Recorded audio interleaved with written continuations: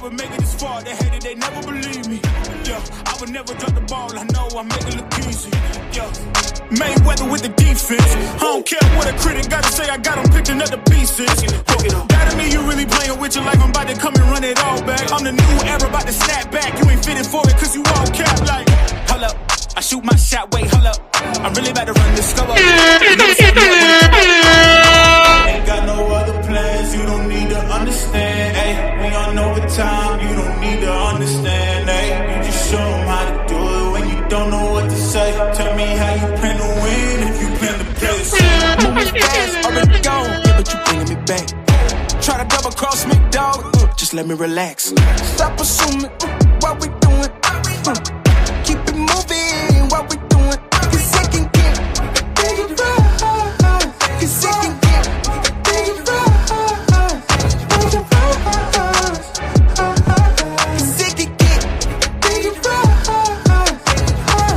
Hey, please don't play no games with me. I promise I'm too much. Hey, I can never let up even if you had enough. Hey, this ain't for the faint of heart. We always playing rough.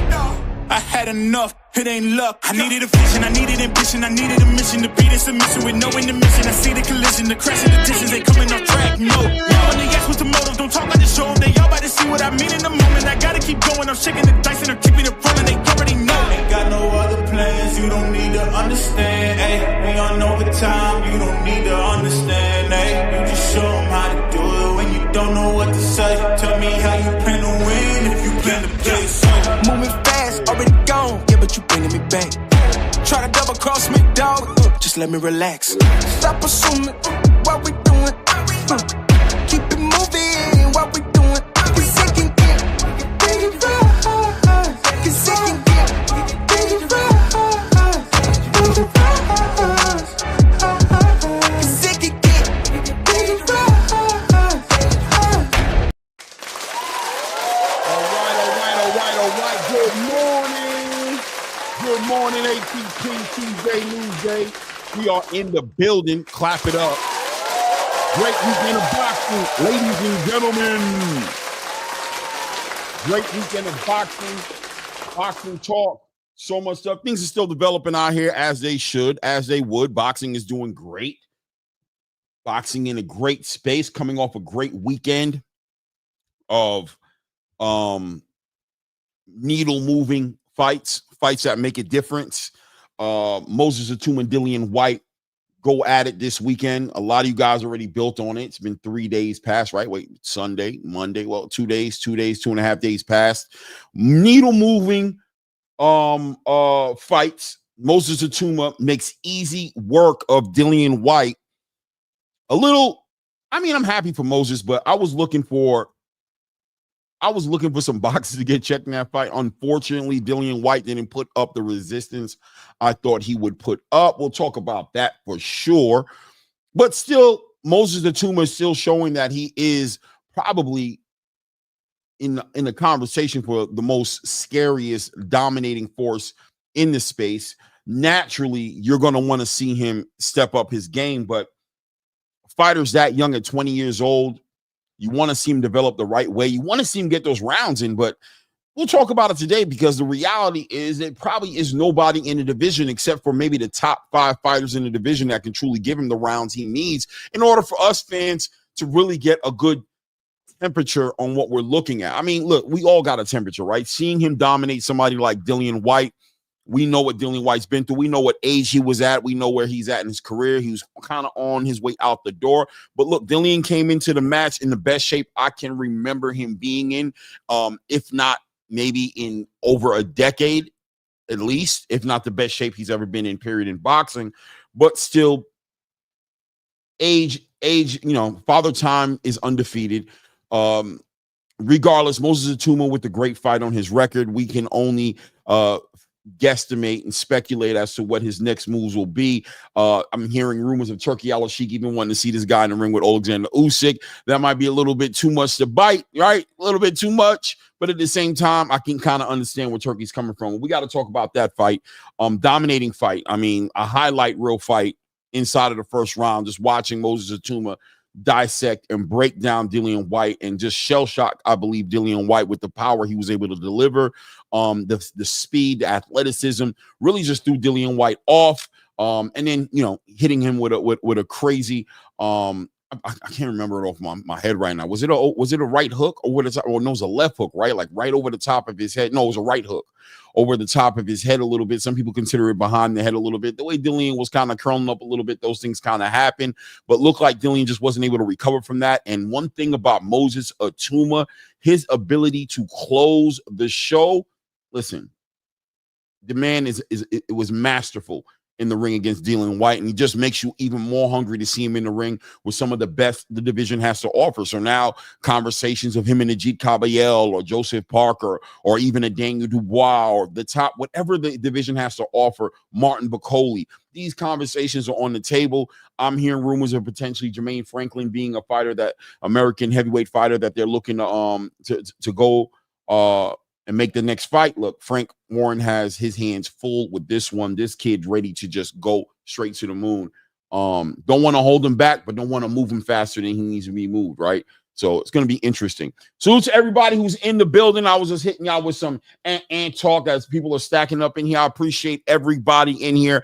I know how it is early in the morning. So many places you can be. I find it, it's an honor to have you guys in here with me this morning and walk away and step away from other platforms that are dropping content, have been here way longer than me, and come build with the kid, man. I appreciate it. So thank you guys all in advance. Let me go ahead and do a little quick roll call for who is in here. Shout you guys out. Grassroots is what I call the first group of people to step in the building. Antonio MMA 007 in the building with the salute. Salute back at you, fam. Des 215 in the building. Salute.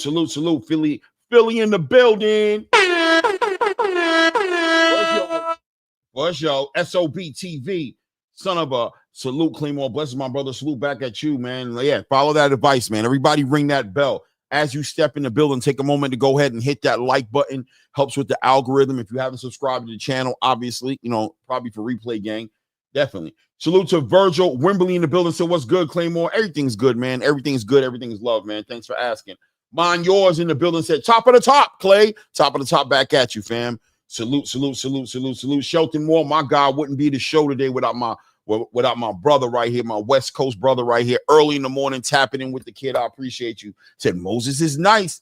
Now, let's see how he looks against top 5 competition. 100%. We're going to talk about him. We're going to open up the panels a little earlier today as well. Really loving the chemistry of the panels, man. Who I call the usual suspects, the Shelton Moores, even Angelo Reyes, a new addition to the community and family, man. I appreciate Angelo Reyes in the building. All my guys, Anton Zegler, Echo. Right, all the usual suspects. Great builds, man. We got to talk about this one today, though, because we walked into that fight wanting to see something, right? I think most people, I don't know anybody who picked Dillian Whyte to win this fight, but we wanted to see Moses get those rounds, and we wanted to see how he was going to deal with that veteran experience of Dillian Whyte, and we just didn't get that. So here we are, kind of back at square one. I mean, regardless of how you want to look at it, the victory still compounds his status. It bolsters his brand. We know what kind of fighter he is, what he can be at least.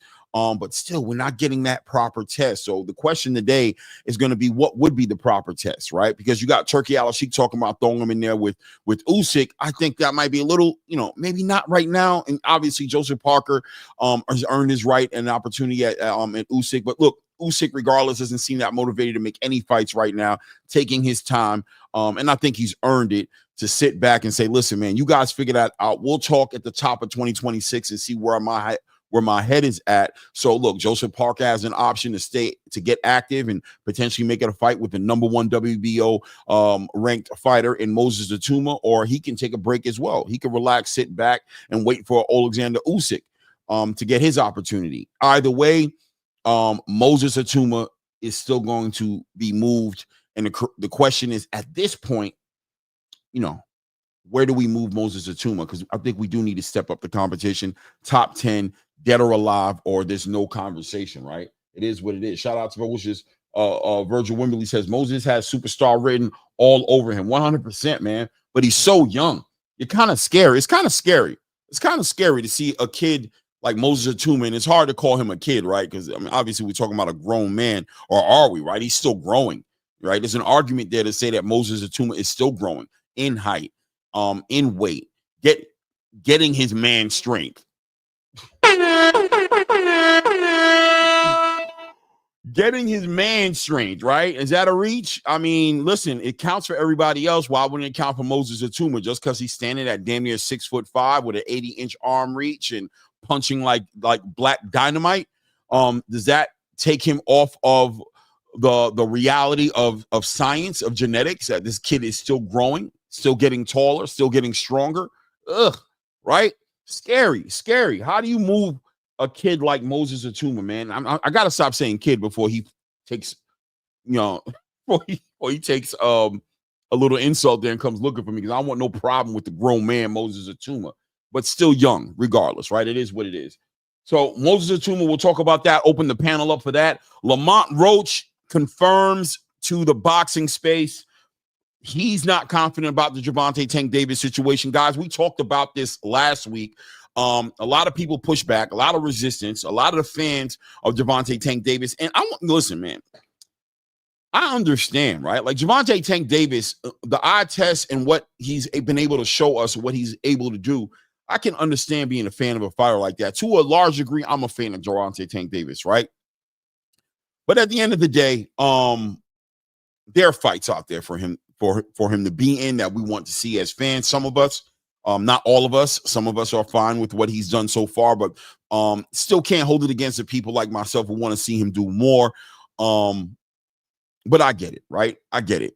Regardless of the fact, Lamont Roach had a great performance against Tank Davis back in March, ended up being a draw. A lot of people thought he won the fight. We've been waiting for this rematch to happen. It seems like on the Tank Davis side of the conversation, there's been a lackluster amount of enchantment, or maybe even a high disenchantment for the rematch that everybody's screaming for, and Tank seemed to have agreed to it verbally and through social media and through his representation, expecting to see this fight happen. and never happened. We saw what Tank Davis went through about a couple of weeks ago with the outside activities that almost took him off the map, right? Almost took him out of the conversation. He was able to beat those charges, or maybe not beat him, have the charges dropped. And we're expecting to hear from Gervonta Tank Davis to see what the next move is going to be. Lamont Roach doesn't seem confident that the next move is going to be him.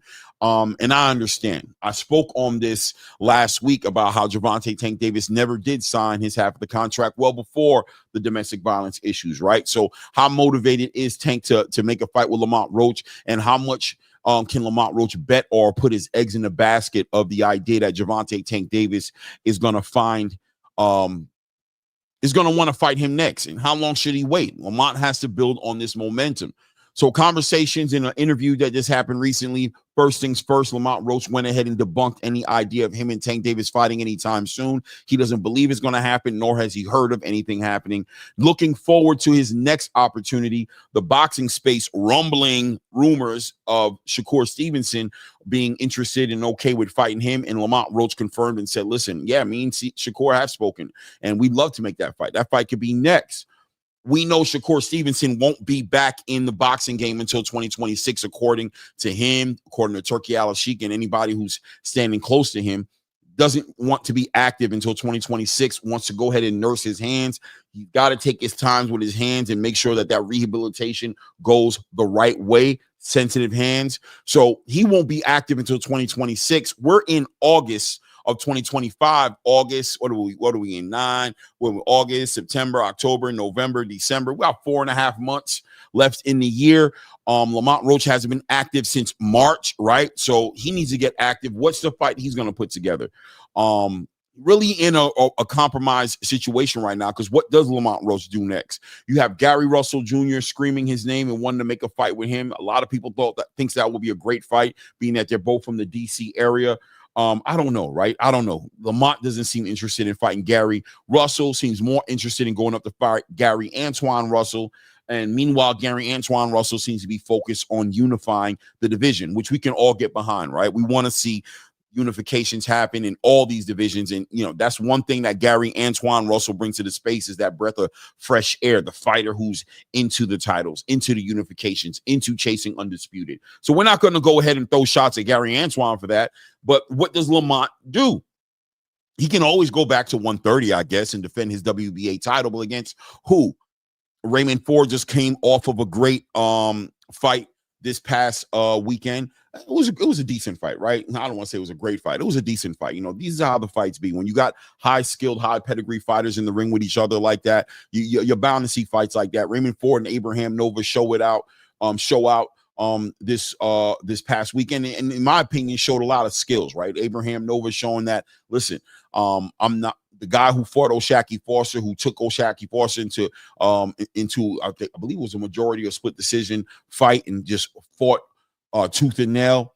Still that guy, right? A big guy in the division, but Raymond Ford showed that I'm next up. You know what I mean? I am next up. And this division is a division I plan on taking over. Was able to beat Abraham Nova with skills, high pedigree, sporting his Tom and Jerry inspired themed shorts and jacket. Ever since Turkey Al-Sheikh has spoken on this Tom and Jerry situation, it seems like a lot of the skilled, athletic boxer, puncher, black fighters, slick fighters have taken that as their own personal mission to continue to go ahead and debunk the idea of Tom and Jerry and restricting fighters on their ability to move around, box, hit, not get hit, things of that nature.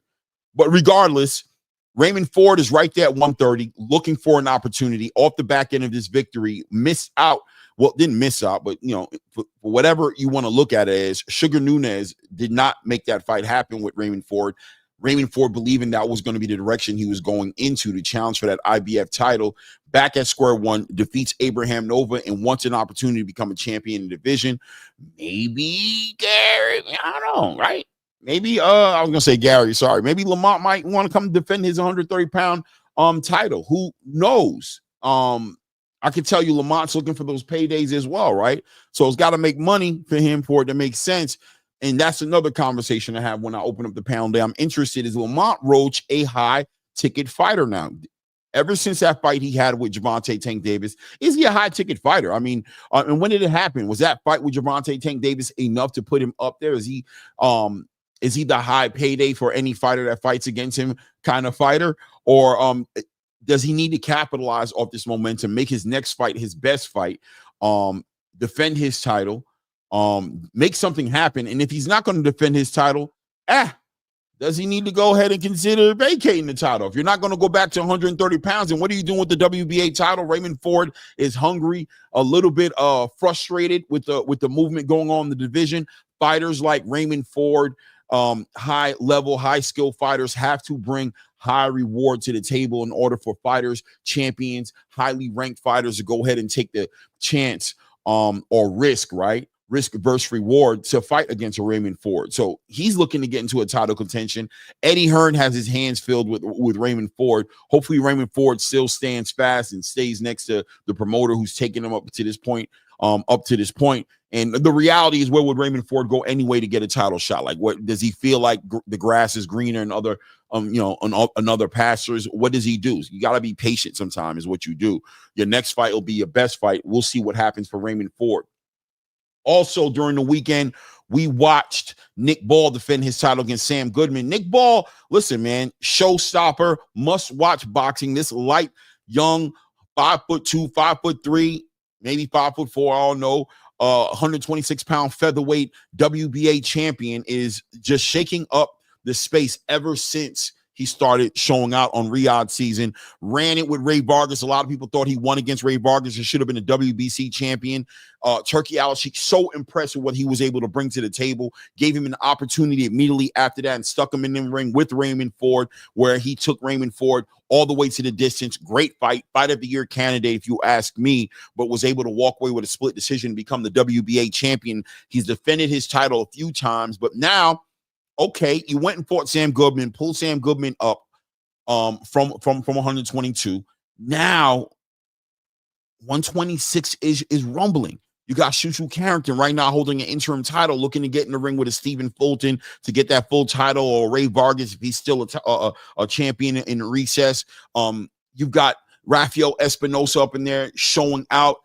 You've got Angelo Leo. You got unifications up there that can be made.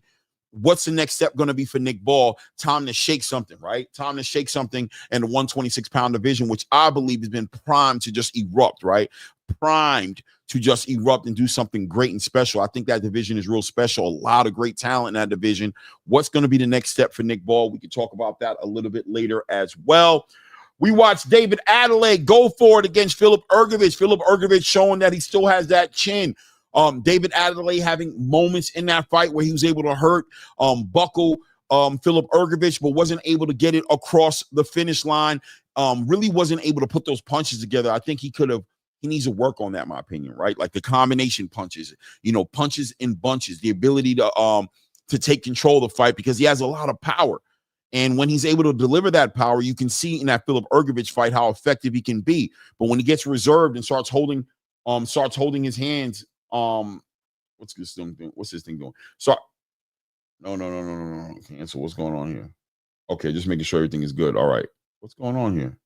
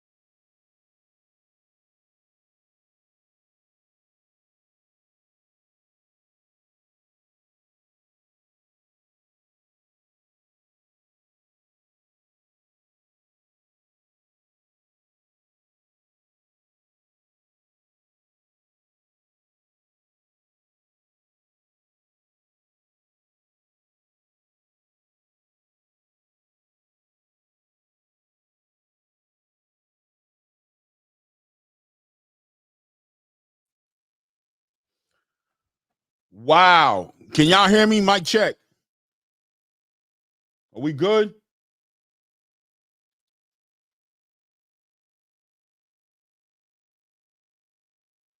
Can we hear? Am I good? Am I good? Is my mic working? All right. Yeah, it was weird, bro. My computer started acting crazy, bro. I ain't gonna lie. I gotta check. It felt like somebody was taking over my shit. I ain't gonna even lie to you, bro. Shit was moving around. I don't know what was going on.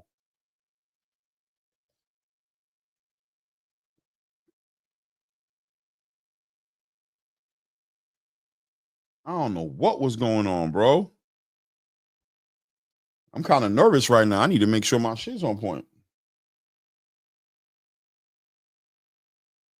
That was crazy. Anyway, let me get back focused, bro. Yo, shit was wilding. I don't know. That was crazy. That was crazy. The haters is outside, baby. The haters is outside, and they looking to shake something up over here. Must mean something, right? Must mean something. That was crazy. Yo, I'm trying to tell you, bro, the computer went crazy, start moving around. Listen, man, these PCs, man, that's why I like my Mac, bro. I need to switch back over to my Mac and stop playing. I'm trying to be PC, but these PCs are easy to get played with, man. Excuse the distress and the look on my face as I try to keep it together here and bring it back to where I was at here. We were talking about Nick Ball, I believe, right? No, we're talking about David Adelaide, right? I was trying to get to your bank statements you quick. Yeah, bro. Was that you? I don't know what was going on, bro. I don't think I got nothing connected to this PC anyway, so God is good, you know what I'm saying? But wow, bro. You know what I'm saying? Wow, bro. Anyway, that being said, David Adelaide, back to the drawing board, put your punches in bunches, become a little bit more offensive, show grit, got put on his pockets, was able to recover and show out and take the fight to the end. And was able to even shake and hurt Philip Ergovich after the fight as well, right? So at the end of the day, great look. He has to take his next step, his best step. Is he ready for top 10 competition? I don't know. I don't listen, man. I don't know, man, because Philip Ergovich himself, like always been a very fundamentally sound opponent. Always a fundamentally sound Eastern European, and was able to get over on Adelaide just off of the discipline with the jab, doubling up, tripling on the jab, following up with the right hand, little tight hooks, you know what I'm saying, punches in bunches, applying pressure to David Adelaide and forcing David Adelaide to try to find opportunities in between those punches to let his hands go. And I think that's where David Adelaide fell short in this fight, was his inability to do that. The inexperience didn't really give him a solution. He kind of just got caught up in keeping his hands home, waiting for Philip Ergovich to finish so he could get something going. And sometimes with these fighters, especially these Eastern European fighters, you got to be able to punch in between their punches. David Adelaide was able to do that in moments in the fight. And when he did that, he was able to hurt Philip Ergovich, right? So something to build on. Him and his team back to the drawing board. We'll figure it out, I'm sure, and we'll find out what the next step is for David Adelaide. The heavyweight division is slowly but surely starting to bubble up a little bit and become more and more interesting. Every time you look back there's something going on there. I think we're watching a lot of great things get ready to happen in 2026 for the heavyweight division, right? Shakur Stevenson still pushing and entertaining the fight with Teofimo Lopez, puts Lamont Roach basically as a B plan, letting Lamont Roach know on social media that if it doesn't work out with Teofimo, Lamont would be the next option.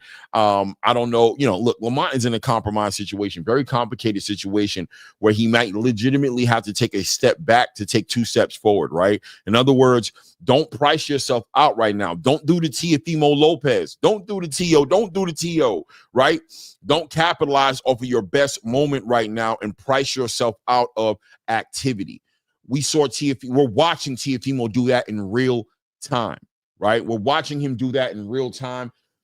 Lamont, I hope, doesn't go down that path. I hope he gets busy. I hope he gets active. He takes advantage of the fact that he got so much respect on the back end of that performance against Tank Davis. And now get back in the ring ASAP. Make the fight count. I think the Gary Russell Jr. fight is a great fight. Seems realistic. There's a lot of energy behind it because they're both from the DMV area. I think that fight will be great. There's a storyline back there. Gary Russell Jr. just came off of his great performance. That might be a fight that he should entertain doing. If not that fight, then maybe come down to 130, which I don't think he should, by the way. I don't like playing in the weight classes like that. Personally, I think you did great at 135. You've been working, getting yourself ready and acclimated at 135. Going back down to 130, putting yourself through that weight cut for what? You know what I mean? What's down there for real? I mean, what do you want to fight against? Or Shaki Foster, he's already getting ready to fight against Steven. I mean, I don't know. He's about to fight Stephen Fulton. I don't know. You want to fight Navarrete? You want to unify? Or do you want to continue to move forward and, campaign at 135? I mean, you even talked about going up to 140 pounds to fight Gary Antoine Russell. So, going back down to 130, I don't know. Probably should either leverage that title at 135 and try to push for, like I've said earlier, as far as a potential vacant belt by Gervonta Tank Davis if he doesn't want to, defend that. I mean, I don't know, right? Because will Gervonta go into recess? Will he go up and fight? What's his next fight going to be? Is it going to be at 140? Is he going to fight Manny Pacquiao at a catch weight 145? Is he going to unify, maybe fight Shakur Stevenson? I don't know. You can't tell what's going on there. But I know Lamont Roach, there's a lot going on around Lamont Roach. But if you don't capitalize, you start becoming paralyzed with analyzing what your next best move is. If you start to price yourself out of opportunities, it can get kind of real weird for Lamont Roach and all these fighters, who are chasing these high paydays. That's always understood, right? It's prize fighting, but I think activity is always very important, not just for building your brand, but also development of skills and maintaining and staying in a frequency to where you're not losing a step, right? A lot of these fighters are choosing to stay outside the ring longer than they're in the ring. They're getting injuries preparing for fights. They're getting not even preparing for fights. They're getting injuries just sparring and trying to stay active outside the ring, and coming into the ring rusty and looking weird. I think Caleb Plant may have suffered that a little bit. Stephen Fulton, I watched him kind of go through it a little bit when he fought against Castro and got put on his pockets. Activity is important for these fighters, so hopefully Lamont Roach is able to figure that out, and we'll watch him closely and see what he's going to do.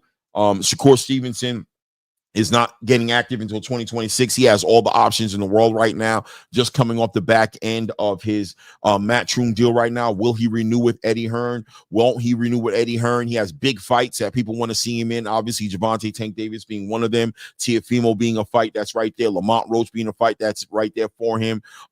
We heard about the rumors of him trying to entertain a fight with a counter Ben at 147 or just a lot of opportunities for Shakur Stevenson. We'll sit back and watch how that happens for him as well. Then, of course, today we can also talk about Oscar De La Hoya calling out Xander Zayas.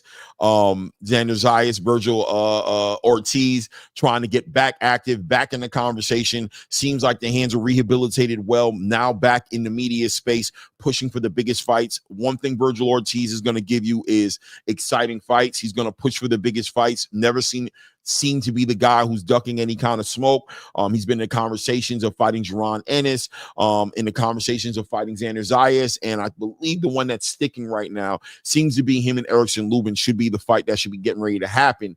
The super welterweight division or junior middleweight division, however you want to call it, seems to be acting up, right? A lot of these fighters now getting close to the same schedule. You got Jaron Ennis getting ready to fight Lehman early October. The following week, you got Virgil Ortiz against Erickson Lubin, and the following week, you got Sebastian Fundora and Keith Thurman. So these guys are getting on the same schedule.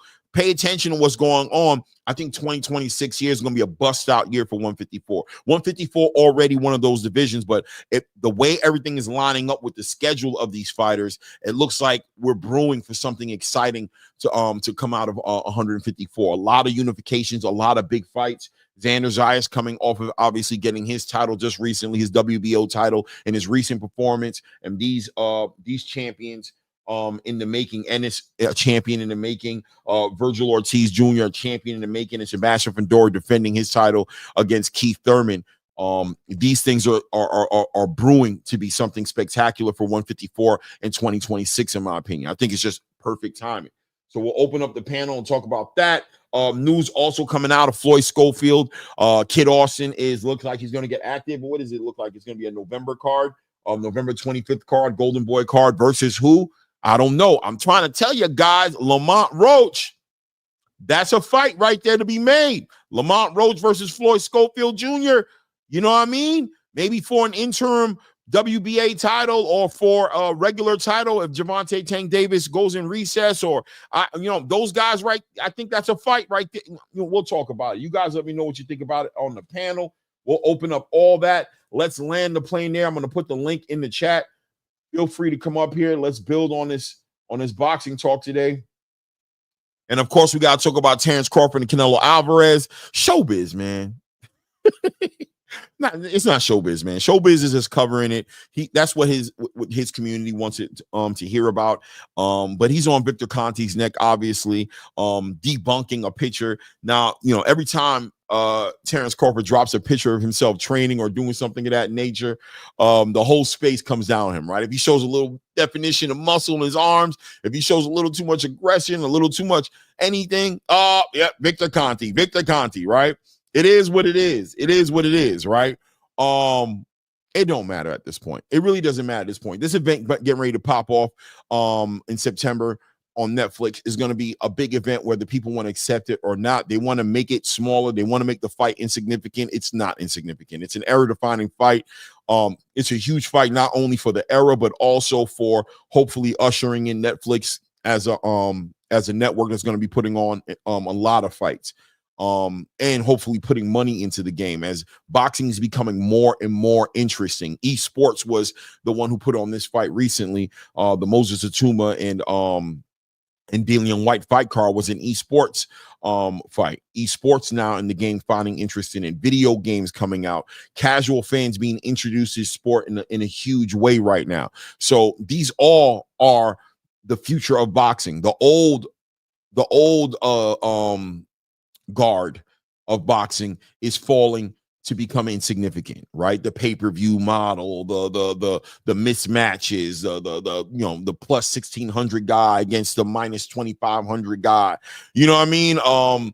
These things are going away. They're not. People are becoming introduced to the sport. Newcomers are being introduced to the sport, and they're being used to seeing competitive fights now, and they want to see competitive fights. And the networks have opted out of getting involved with these pay-per-view fights in these type of fights. Because why? Because it's not profitable. Now it's all about the competitive fights. Now it's all about the big production. Now it's more international, more than it's ever been. Localizing and keeping people on one side of the street and keeping fights under one banner. These things aren't translating into this new era of boxing that we're getting into. It is what it is. Salute to my brother Shelton Moore in the building. Shelton, what's good, family? My God, Quay. What's up, baby? What's happening with you? Man, we good, man. We good, man. Just, Tuesday morning, jumping into this boxing. Yes, sir. Yes, sir. We had a great weekend, man. We had a great weekend. The young guy, looks like he's the goods, man. Maybe he could be a real player. We got to see if he gets some real comp, though. Dillian looks like it's time to go for Dillian.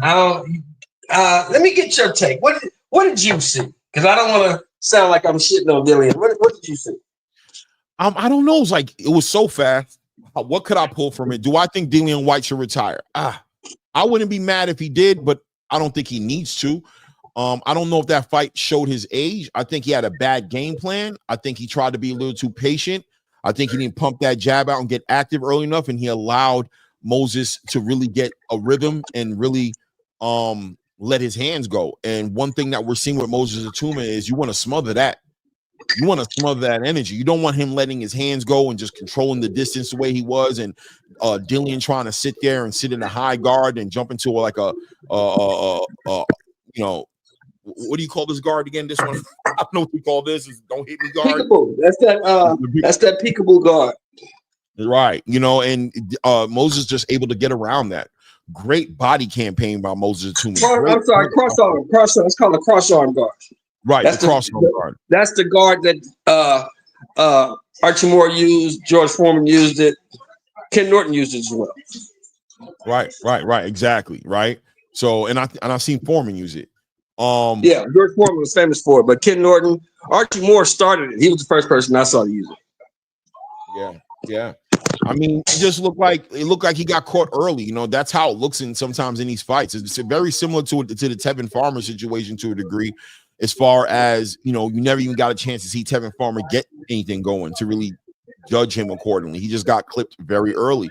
I thought Moses just really dissected and broke him down and beat him into submission. It was I mean, you got to give Moses Ituama his flowers, but my question is, did we see what we need? I went into that fight wanting to see some things, right? Any fight that I go into watching, there's certain things that I look forward to seeing and trying to see certain boxes and get checked for Moses Ituama. I don't know if we had an opportunity to see that, but you know, you got to give props to Moses Ituama. If Dillian Whyte wants to retire, I'm not mad at him, but if he wants to take another fight, I'm okay with it because I don't feel like I saw anything from him to say one thing or another. But what'd you think? Well, the thing I don't like is that now after the fight, you know, I hate when they do this after the fight. You know what I mean? Now Dillian Whyte had a leg injury and he wasn't 100%. I can't stand when they do that. You know, that kills me. Just like, you know, we can go back to a myriad of fights. You can just pick one. Well, you didn't say that before the fight. Now after the fight, oh, well, this was it and that was it. And he had an injury and he wasn't. Well, you didn't say that before the fight. And if you were really that injured, why did you take the fight? Why didn't you pull out of the fight? I mean, come on, man. It's just, it makes it hard, you know. Now, do you believe Dillian Whyte? I don't know. I don't, you know, it's not above. We know Dillian Whyte ain't the most, what's the word I'm looking for? It's not above Dillian Whyte to lie. We know Dillian Whyte is not above doing something shady. He got priors, so it's not above him to lie. He's been caught up. He definitely has a checkered past in this boxing space. You know what I mean? That we can So, do you believe Whyte, or do you believe what your eyes showed you that the young kid is just a monster?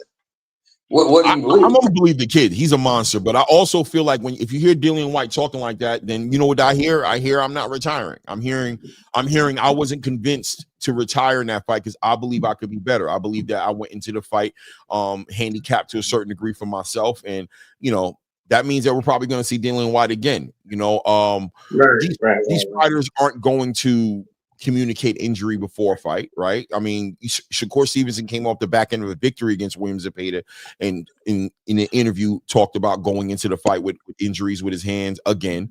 You know, sometimes like Showbiz says, it's not about excuses, it's reasons, and reasons count, but they don't count and help your argument as far as what's happened with Moses Ituama. Maybe it might help your argument as far as you still being a viable fighter. You still being a fighter who we can see fight again in the future if your legs are good under you, and we can look at the next fight for you, whatever that looks like, man. You know what I mean? I don't know what the next fight would be for you, but clearly Dillian Whyte doesn't seem to be that interested in retiring, right? He seems to believe that he can keep it moving, so we're probably going to see him again. But here's one, though. So Moses Ituama, listen, dominates Dillian Whyte. This kid has 25, 26 rounds, professional rounds in boxing. He's just doing a lot with a little, and you want to see somebody like that get the rounds up, right? You want to see him in some 5, 6, 7 round. You know, he can stop guys later on, but it doesn't seem like the heavyweight division is offering him any kind of competition to give him those looks. So he might have no choice but to jump right into the fire, right? Jump right in there with the killers, top 5 killers. What do you think? Yeah, I think you know, because you know the one thing I can count on with us boxing fans, with some of these new boxing fans, rather, is that we're prisoners of the moment, right? We see a guy like Ituama destroy a guy like Whyte, 33-3. Only 3 losses were to Povetkin, AJ, and Fury. Right. You know, so he destroyed that guy. And avenged the victory with Povetkin, right? And avenged the victory, yeah, and came back and knocked Povetkin out. So we see that, and oh, he's the next big thing. Okay. Well, then I was talking to some people, and they're like, I said, well, let's see him fight Caballero. Let's see him fight Parker. Oh, he destroys both of them. How do you know? You don't know that. Those he are got 26 rounds. Like you just alluded to, Clay. The man that fought 26 professional rounds. Now, he got to show me with 26 professional rounds that you can beat Joseph Parker, because I don't think you can. I really don't think you can beat him. I don't think you can beat Igor Caballero, because Igor Caballero going to go to your body. He has crazy stamina. He can keep up with you. You got to show me. Now, people are saying that you're that good. You can destroy these guys. Okay, well, let's put him in there. Let's see. Let's see. Yeah. Salute to everybody who's in the building. Please remember to hit the like button as you come into the building. Shout out to Hustle is Home in the building. Salute to you. Salute to Bruce Gas Boxing in the building as well. NHD Production in the building. Salute to you guys, man. Yeah, listen, man. The thing about it is, I think even with Frank Warren, he has his hands filled, right? It's like how long do you hold a fighter like that who's pulling the weight he is as far as his brand is just growing? He's putting on the kind of performances that everybody wants to see. It's 26 rounds.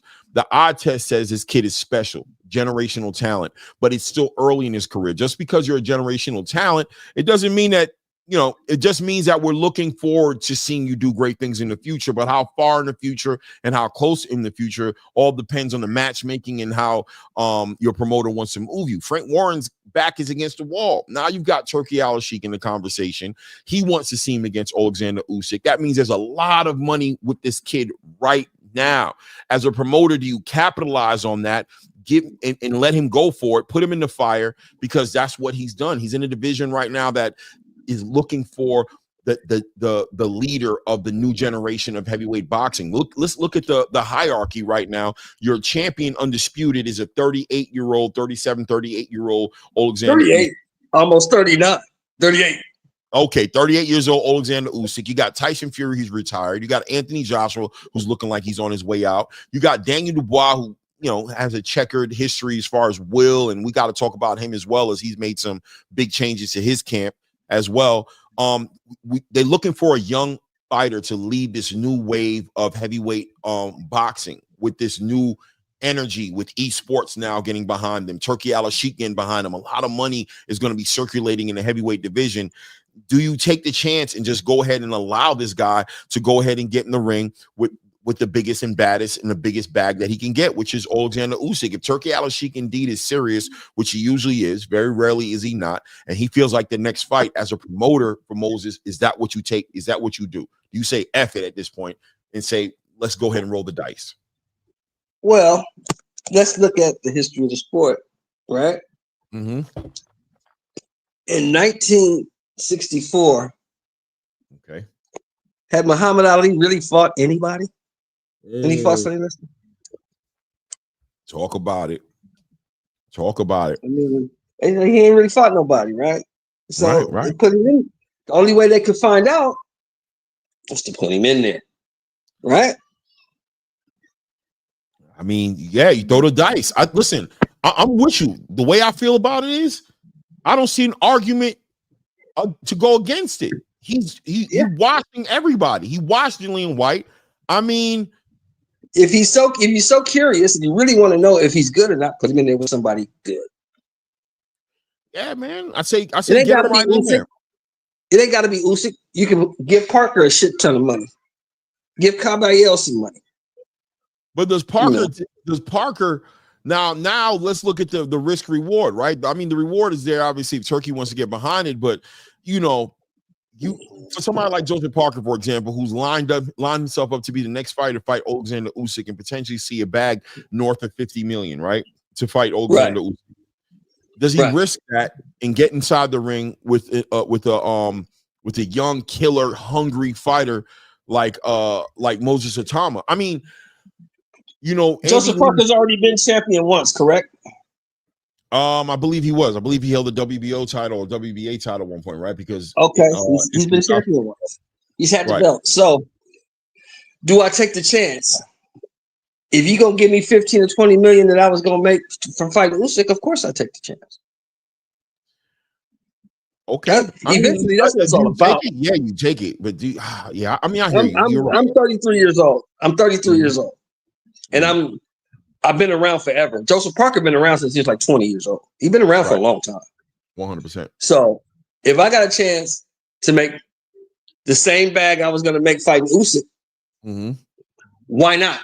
I don't want to wait until Usyk heals. This could probably keep me out the ring a year. I don't want to do that. But that payday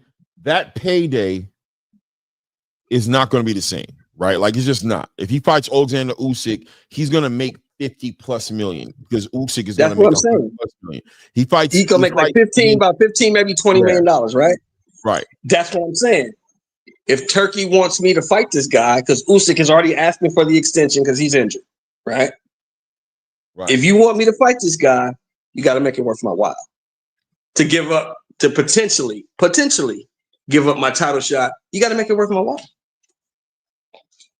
Yeah. Or he can go ahead and fight Caballero. Or he can go ahead and fight Baconi, fight them other dudes. But if you're not going to pay me, I'm going to sit right back here and wait for my title shot. Well, okay, now here comes this, right? Alexander Usyk has said that he's taking his time. He's sitting back. There's a good chance. We've been talking about this for weeks now. He's probably going to vacate the title or allow the WBO to strip him, right? He's asked for an extension, but we don't know what the WBO is going to do. So there's a good chance that we might see Joseph Parker just be elevated to a WBO champion. Sitting back, activity. I think activity is one of those understated inconvenient truths in boxing, that these fighters lose the steam, they lose the luster. They go back when they stay inactive. And Joseph Parker, you know, arguably is, I don't want to say an old fighter, but at 33 years old, you know, in a heavyweight division getting punched on, he might be considered up there. What do you think about him as far as him being a 33-year-old fighter? And you just spoke on him, been fighting ever since he was 20. Is he a fighter who would benefit off activity, or does he benefit off resting? I think at this stage of Parker's career, he actually benefits off rest. But nothing keeps you sharper than being active. I mean, you could be in the gym and doing all that stuff, but being active is what keeps you sharp. Now, I don't know his work habits. I don't know if he's like a Crawford type guy who's never out of the gym and sparring with everybody, or a Haney type guy who's always in the gym. You know, I don't know if he's like that. But what I do know is that he's been through a lot of fights. He's had some tough fights. So rest is always going to be good for him, so he can be 100% healthy. But also, like you said, Claymore, which is so on point, when you don't fight, you lose your sharpness. It is what it is, especially with the athletic fighters, right? Especially the fighters who want to box. And, you know, the power punchers can kind of get away with it a little bit more because they punching hard and that's what they do. But those guys who really like, you know, like the Teofimo Lopez is who I think inactivity is destroying him. And we'll talk about him soon, very shortly. Trust me, we're going to talk about him as well. As far as the Shakur Stevenson, Lamont, Roach love triangle that's going on right now to kind of figure out and get some perspective what we're looking at there. But yeah, man, it's an interesting situation. Moses Ituma, you like to believe, has time because he's so young. It shouldn't be so much pressure on the back of Moses Ituma or Frank Warren as far as what to do with him, but it does feel like it is, right? Because it's kind of like barbecue and mildew, right? Like, you know, this kid has got all the energy right now. He is a prize fighter. Moses, even in his interviews, seems to feel like he's ready for the big show. What arguments you make as Frank Warren to look at Moses Ituma and say, not yet, kid. We still need more. Like, I don't know, right? You got Turkey saying that when he wants to put the bag behind him. Oh, man, bro. It is what it is. 26 rounds of professional boxing in for this kid, sleeping everybody, washes Dillian Whyte, a fighter who's had, you know, the top opponents in the game. I wouldn't want to be Frank Warren, but I wouldn't mind being him either because the man is rich as hell, right? So it is it is what it is, right? We'll see what decisions they make. I want to segue and go ahead and move into another topic here. Let's talk about Lamont Roach and his Gervonta Tank Davis situation. What do you say? 1 second. Well, Coach Eddie, how you doing? I don't like the fact that people. What's going on? Hold on, brother. I don't like the fact that people are shitting on Lamont Roach for trying to capitalize on his momentum. You know, he's acting whatever. You hear people saying things like, oh, he run around here acting like he won. He got a draw. Okay, so what? He got a draw. And he's capitalizing on it. People ask him for interviews. He's doing interviews. He's being transparent. He's putting the information out there. If I'm him, I don't sit back and wait and try to figure out what Tank Davis is doing. If I got a fight on the table that's going to give me what I was making to fight Tank, I'm taking that fight. I gotta stay busy because Tank's out of his legal trouble right now. But Tank will be there. I think it's that's on Tank if he wants to. I think that's part of the issue, though. It seems like Lamont's kind of like at a crossroads right now where I agree with you 100%. Waiting on Tank, I just don't agree with fighters waiting on fighters, period. I think that's just a dangerous game to play. You're rolling the dice there because you're kind of putting your career in the hands of another fighter, especially somebody like a Tank Davis, somebody who's not motivated, who wants to sign the contract in the last minute. He doesn't want, you got to think that Lamont Roach probably is putting in a pretty decent camp getting ready for this fight he thought was supposed to be happening in August. This on the back end of the fight being potentially at one point in July or June. Just kind of getting pushed around and just led astray, thinking that this fight was getting ready to happen. It doesn't happen.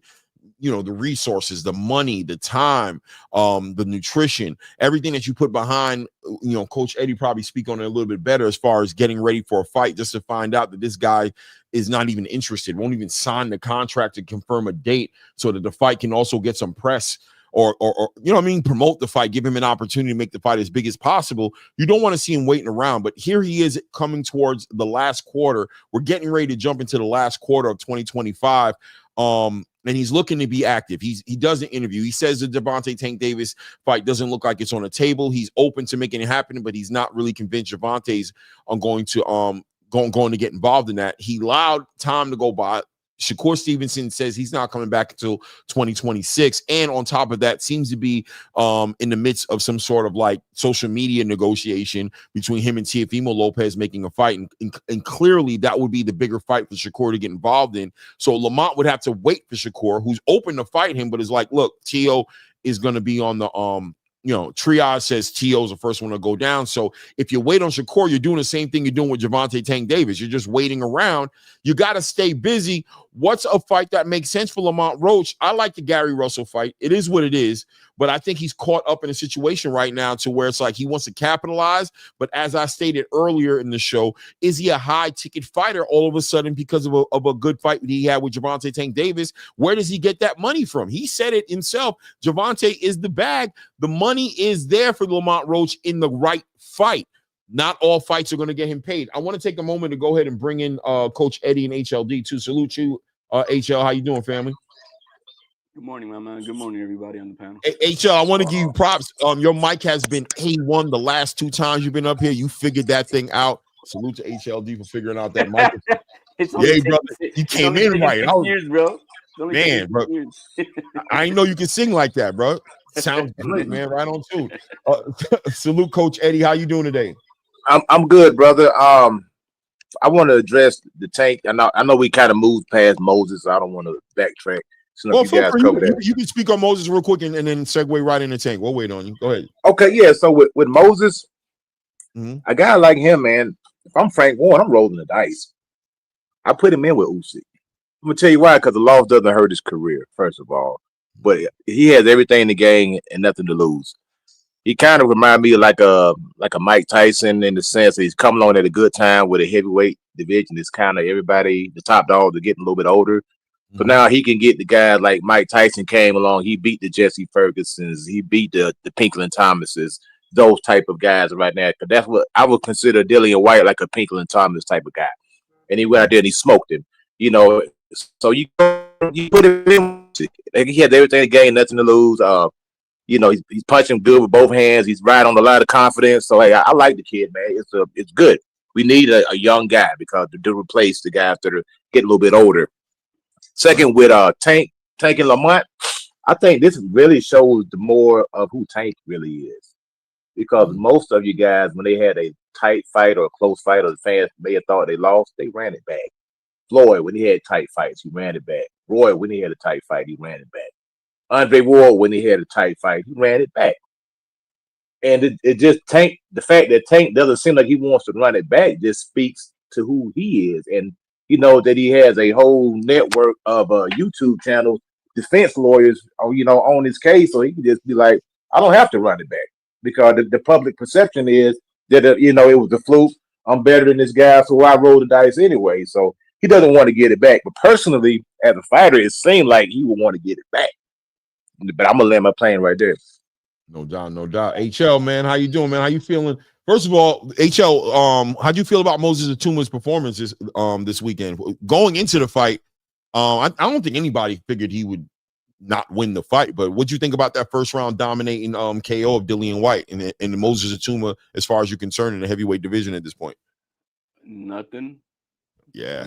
Nothing. I mean, what do you expect when you hit somebody in the back of the head too? I mean, like what do you expect? Oh, don't do that, HL. Come on, man. It's a fact. Come on. It's a fact. It's a fact. So what can I mean? Yeah, I expect the guy to get wobbled up, and that's it. I mean, but there was nothing as far as what did we see. I saw a glimpse of maybe some patience. Yeah, for the young man, and okay, that's it. I mean, there's nothing else to it. All this other extra hype that we want to put on this young man, I'm sorry, bro. That's just negligible stupidity because the kid is still just a green prospect. For all I know, he's a Berlanga still. We don't know nothing. We don't know nothing. And so I'm hearing Coach L to risk it. No, you know what? As Fernando Vargas, what happened when they risked his ass with Tito Trinidad? Yeah. That's what happened to his career if it wasn't ruined. It was. He ruined that young man. It's not worth it. They need to just. I'm glad you got your fucking cape on today, HLD. Trying to save, dude. Man, we can't. What you saving him for? Hey, they say he's good. Look, wait. They say he's good. Number one. Let him build. Go ahead. All I'm saying is there's no rush at all. There's no rush. Get this guy in with some good fighters and build them up because he's only 20. You build him up right, this kid could have 15 years in the game as the king of the heavyweight division because Usyk's time is bought. It's already only maybe 2026 at most, and that's it. So what's the point of throwing him in there and blow it? When he could actually have a mega career because, the heavyweight division is trash. It's been trash for 25 years. It's going to be trash for the next 25 years. So this if it's trash, hold on. That's why you're contradicting yourself. If it's trash, what's the problem with putting him in there with the trash? Why you can't put him in there with the trash so you can take the trash out? Let him land. I want to. There's only one guy in this heavyweight division that means anything, and he's already proven it that he is that dog. And you're going to throw him in there with that? I think maybe if this would have been Crawford in Usyk's position, and you got a 20-year-old snot-nosed mofo that you guys be, bro, this crazy, bro. He's gonna kill him, but because it's Usyk, you guys ain't gonna say that. No, man, this kid is not ready for no Usyk. Usyk is gonna mollywop him this time based on the experience. He is talented, but he ain't no Mike Tyson talented at 20 years old. Not even close. Nobody on the panel said Usyk. Nobody said Usyk. We said, hold on. Well, you're interrupting my seller. You can get after I'm done. No, you said Usyk. Nobody said that. So you're wrong. So take that back. Because you're wrong. Nobody said Usyk. Coach Eddie did say that. But HL, go ahead. Yeah. All I'm saying is let this man grow. Yeah, throw him in there with some. If you want to throw him in there to get proven, I absolutely want to see that. Throw him in there with AJ already if you want to. Throw him in there with Andy Cruz. Throw him in there with Big Baby, the Big Baby that whooped on Jared Anderson. Yeah. Throw him in with these dogs and we can go ahead. I want to see some rounds off this kid. Besides that, I don't know where this kid is at. I just don't. Does he have a eye catching? Yeah, it's eye catching, but I don't know who he is yet. So I don't think he's ready to be thrown out there with Usyk just because we're bored and we got nothing else going on because there's really nobody else right now. Guys already cleaned the division, but I don't think he's ready. All right, so HL, and I want Shelton to go ahead and get his opportunity to respond because it sounds like you guys are gonna get a nice little conversation going on. But at the end of the day, and I agree with you, I think it's for me normally 20 professional rounds in your career, I can't rate you. This kid is, but every now and then you got that special fighter, you know what I mean, who shows he's just generational, special pedigree, and I think we're right around that space with Moses Ituma. And when you have a Turkey Al-Sheikh in the game, when you have a lot of money in the game right now, and an opportunity for this kid to potentially show up and show out, do you allow him this opportunity? That's what he wants. If that's what he believes he can do, the money's there for him. I don't know where I'm at. I'm split with it because, like I said, I think fundamentally, normally, the rules tell me he's not ready. The traditional rules of boxing say 26 rounds, stop playing with me, kid. You know what I mean? We can go back to Michael Grant and fight, certain fighters that jumped into the kettle. We thought we're going to be that and then got shut down. I don't know also how his career gets affected in a total negative way to lose against a generational. They putting this guy in the same conversation as the best heavyweights that have ever done it. Undisputed champion in Alexander Usyk, tried true. You lose against him. Does it hurt you at 20 years old, or does it just give you experience, worst case scenario, and take you and still keep you right there? Does he lose value? The money he's going to get paid in that fight will set his tax bracket for the rest of his career, in my opinion. You know, yesterday's price will never be today's price in this boxing space. And if he can raise his tax bracket and raise his brand and be part of the show, that would be one of the biggest shows in that the heavyweight boxing could give out. Because you put Alexander Usyk in it, it's already a big show. Then you put this young talent who has esports behind him right now, the young casual boxing fan right now who's into the video games, who's into, you know, that 15 years old or maybe even 13 years old up to like 24, 25-year-old is looking at this kid like he's the future. He's the best next thing since sliced bread. It just seems like opportunity may be, you know. 2 seconds for that, if you don't mind with me. 2 seconds on that. Uh-huh. You throw the man, it's not about the loss. It's the kind of loss that he can suffer. We saw what a loss did to Wilder, and that man's broken. That man's broken. We saw what had happened with Fernando Vargas, and that man was broken ever since. It's not about the loss. It's the type of loss that he could receive that could ruin him for the rest of his career. And that's the reason I would not do that, because I don't know what type of ass whooping Usyk could really do to this kid. Or he could win on the flip side. Yeah, on the flip side, if he wins, though, then what? Go to superstardom.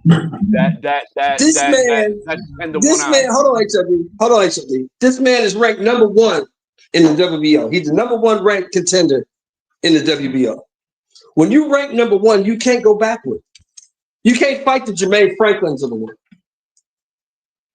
Now you got to be fighting the Caballeros, the Joseph Parkers, the top dogs. Yeah, I'm okay with that. Fight the top dogs in the division. Look, I didn't rank him number 1. They did. Once you rank number 1, you can't go backwards. You fight all the top guys. I'm okay with that. But you're so you're saying don't jump in there with Usyk. Fight Joseph. Fight a G. Fight Bacoli. Fight. Usyk will whoop him. I think Usyk will school him. Usyk will do him the same way he did Dubois. He'll do him the same way. Yes. Put him in with Dubois. Hey, but hold on 1 second. I'm gonna tell you what. Hold on 1 second. But this kid could have 8 years of experience and still get done the same way that Dubois done. That's what a generational talent does to you. Doesn't matter how good you are, no matter how much experience you got, he's gonna cook you regardless.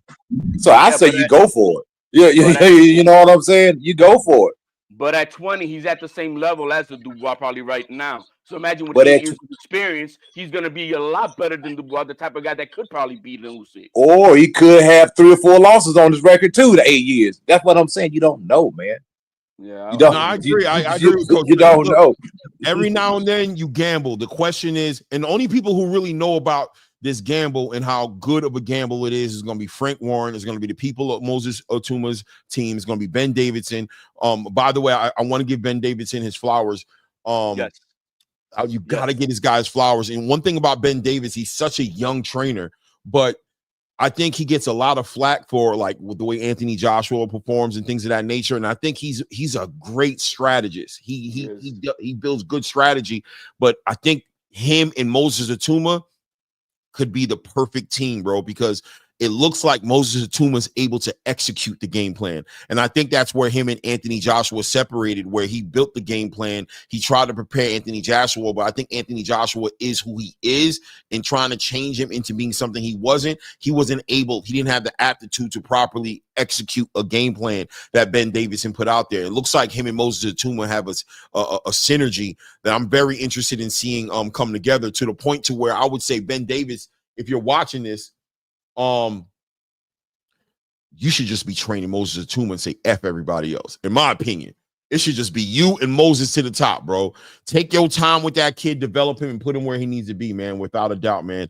I want to give him his flowers. But yeah, listen, there comes a time where you gamble and you don't, right? Not everybody gets that treatment. It's the same way I feel about Terrence Crawford and Canelo Alvarez. What Terrence Crawford is doing against Canelo Alvarez, I would not advise fighters to do that. But I believe special fighters can do special things. The question is Moses Ituma a special fighter? There's an argument there to say that he is, but I understand HLD's doing nothing but speaking the fundamentals. Fundamentally true, fundamentally sound, his approach to protecting a talent like Moses Ituma and allowing him to be developed into the fighter that he can be. I can't argue against it, but I definitely see an argument for him as well.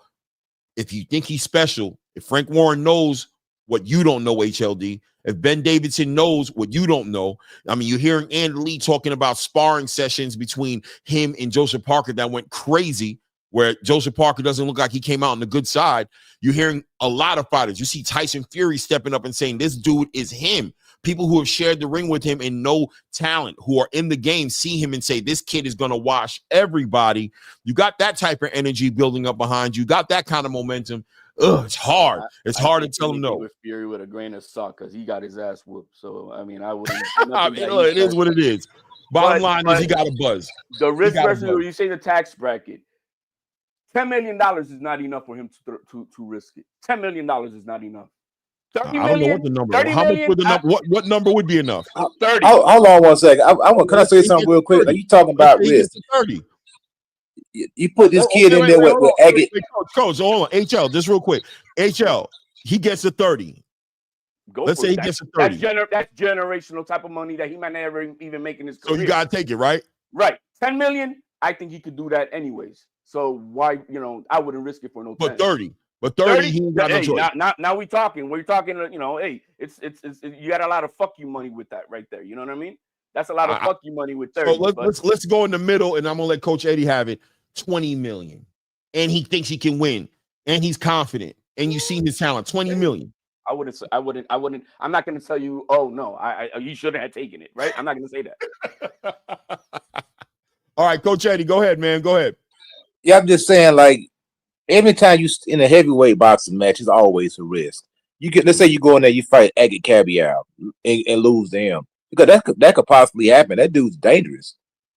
Why roll the dice against a guy like that? Why can roll the dice against a guy like Usyk, who's really, I mean, he's a puncher, but he's not a devastating knockout puncher, gonna get you out in one round or something like that. He's gonna be able to go in there and be competitive. In the win, lose, or draw, I think he does better than Daniel Dubois. I just think Daniel, he's not a cerebral fighter. And I think Usyk just broke him. You know what I mean? But this kid, Moses, he's young. Usyk is on the tail end, getting closer to 40. So, you didn't never know. He may get old overnight. I heard you bring up Terrence Crawford. Terrence Crawford is in a different position than Moses because Terrence Crawford is at the end of his road. So, yeah, you got to go all in at the end of the road. Doesn't matter. His legacy is already cemented. If he goes out there and loses to Canelo, it is what it is. If he goes out there and wins, it bolsters his legacy. But I'm telling you, this kid, Moses, you take this young kid right there. If you got an opportunity to make a good payday like that and go up against Usyk, he has everything to gain, and really not a lot to lose. Because I don't see Usyk beating him to the point where he cannot recover. You know what I mean? Once he fights somebody and looks like dog shit, not lose, but just looks like dog shit, all this right now, we're gonna be like, oh yeah, Usyk would have whooped his ass bad. That's what's gonna happen. Yeah, but then you missed the money though. Then you missed out on the big payday. You see, that's what I'm saying. If it's a huge payday, you don't turn down $20, $30 million and go fight Agate Cabial and get cooked by him. You rather get cooked by Usyk and then Agate. You can get cooked by Usyk and then turn around and get cooked by Agate. I agree. Hold on. I want to move to everybody else in the building as well. But I just want to say this. At the end of the day, we might be sleeping on Moses Ituma's mental fortitude, right? His ability to take an L, and his ability to recover from a situation. Now, if he gets knocked out cold, if Usyk knocks him out cold, which I don't think is going to happen. I just don't think that's something to bet on happen. It can happen. But if he just gets beat, dominated, God forbid, stopped, or taking the 12 rounds and in unanimous decision dominated, this kid walks away with priceless experience. Period. He just becomes a better fighter. Let me ask you something. Does anybody think that this kid is better than the AJ that Usyk fought the first time? Yes. Yep. I think he is. Right now. Yes. I think Anthony Joshua is a great puncher. He's an athlete, but as far as boxing is concerned, he's all right. He's pedestrian. Once he started to tap into his boxing more than just overpowering and knocking people out if he was that guy, he was the second highest knockout ratio guy in the heavyweight division behind Deontay Wilder. Once he decided to go into this pugilist, I'm gonna box. This is when he started to look weird after the Andy Ruiz fight. He looked weird against the Andy Ruiz rematch. He won that fight, and it looked weird for him to be competing with Alexander Usyk in a boxing match when he should have been, in my opinion, setting up Alexander Usyk, overpowering him, dropping bows on him, and just trying to get him out there in the way that he can fight. I think when you're looking at Moses Itauma, you're looking at a great boxer. Great shot selection, great athlete, great speed. He brings all these different intangibles that quite frankly might make him that special fighter that we're talking about that should be in the ring with Alexander Usyk. I'm gonna move the needle. Hold on, I wanna involve everybody else. Let me bring Frequent Flyer in the building. Frequent, go ahead, brother. I didn't see the panel. Salute. What's going on, everybody? You doing good, I just wanted to offer my opinion. Oh, I'm good. I just wanted to offer my opinion on that. Well, Danny Dubois, I think he got quit in him, man. He got quit in him. I saw him quit 2 times, I think, man. So that's one thing about him, in comparison. But this guy Moses, man, I think that if the stars align like that, I think we should see it. I think you should get it when it's hot. Right now he got the momentum behind him now. All the hype is there, and if Turkey Al-Sheikh is there to facilitate it, I definitely think it should happen. Especially if he's getting offered a lot of money.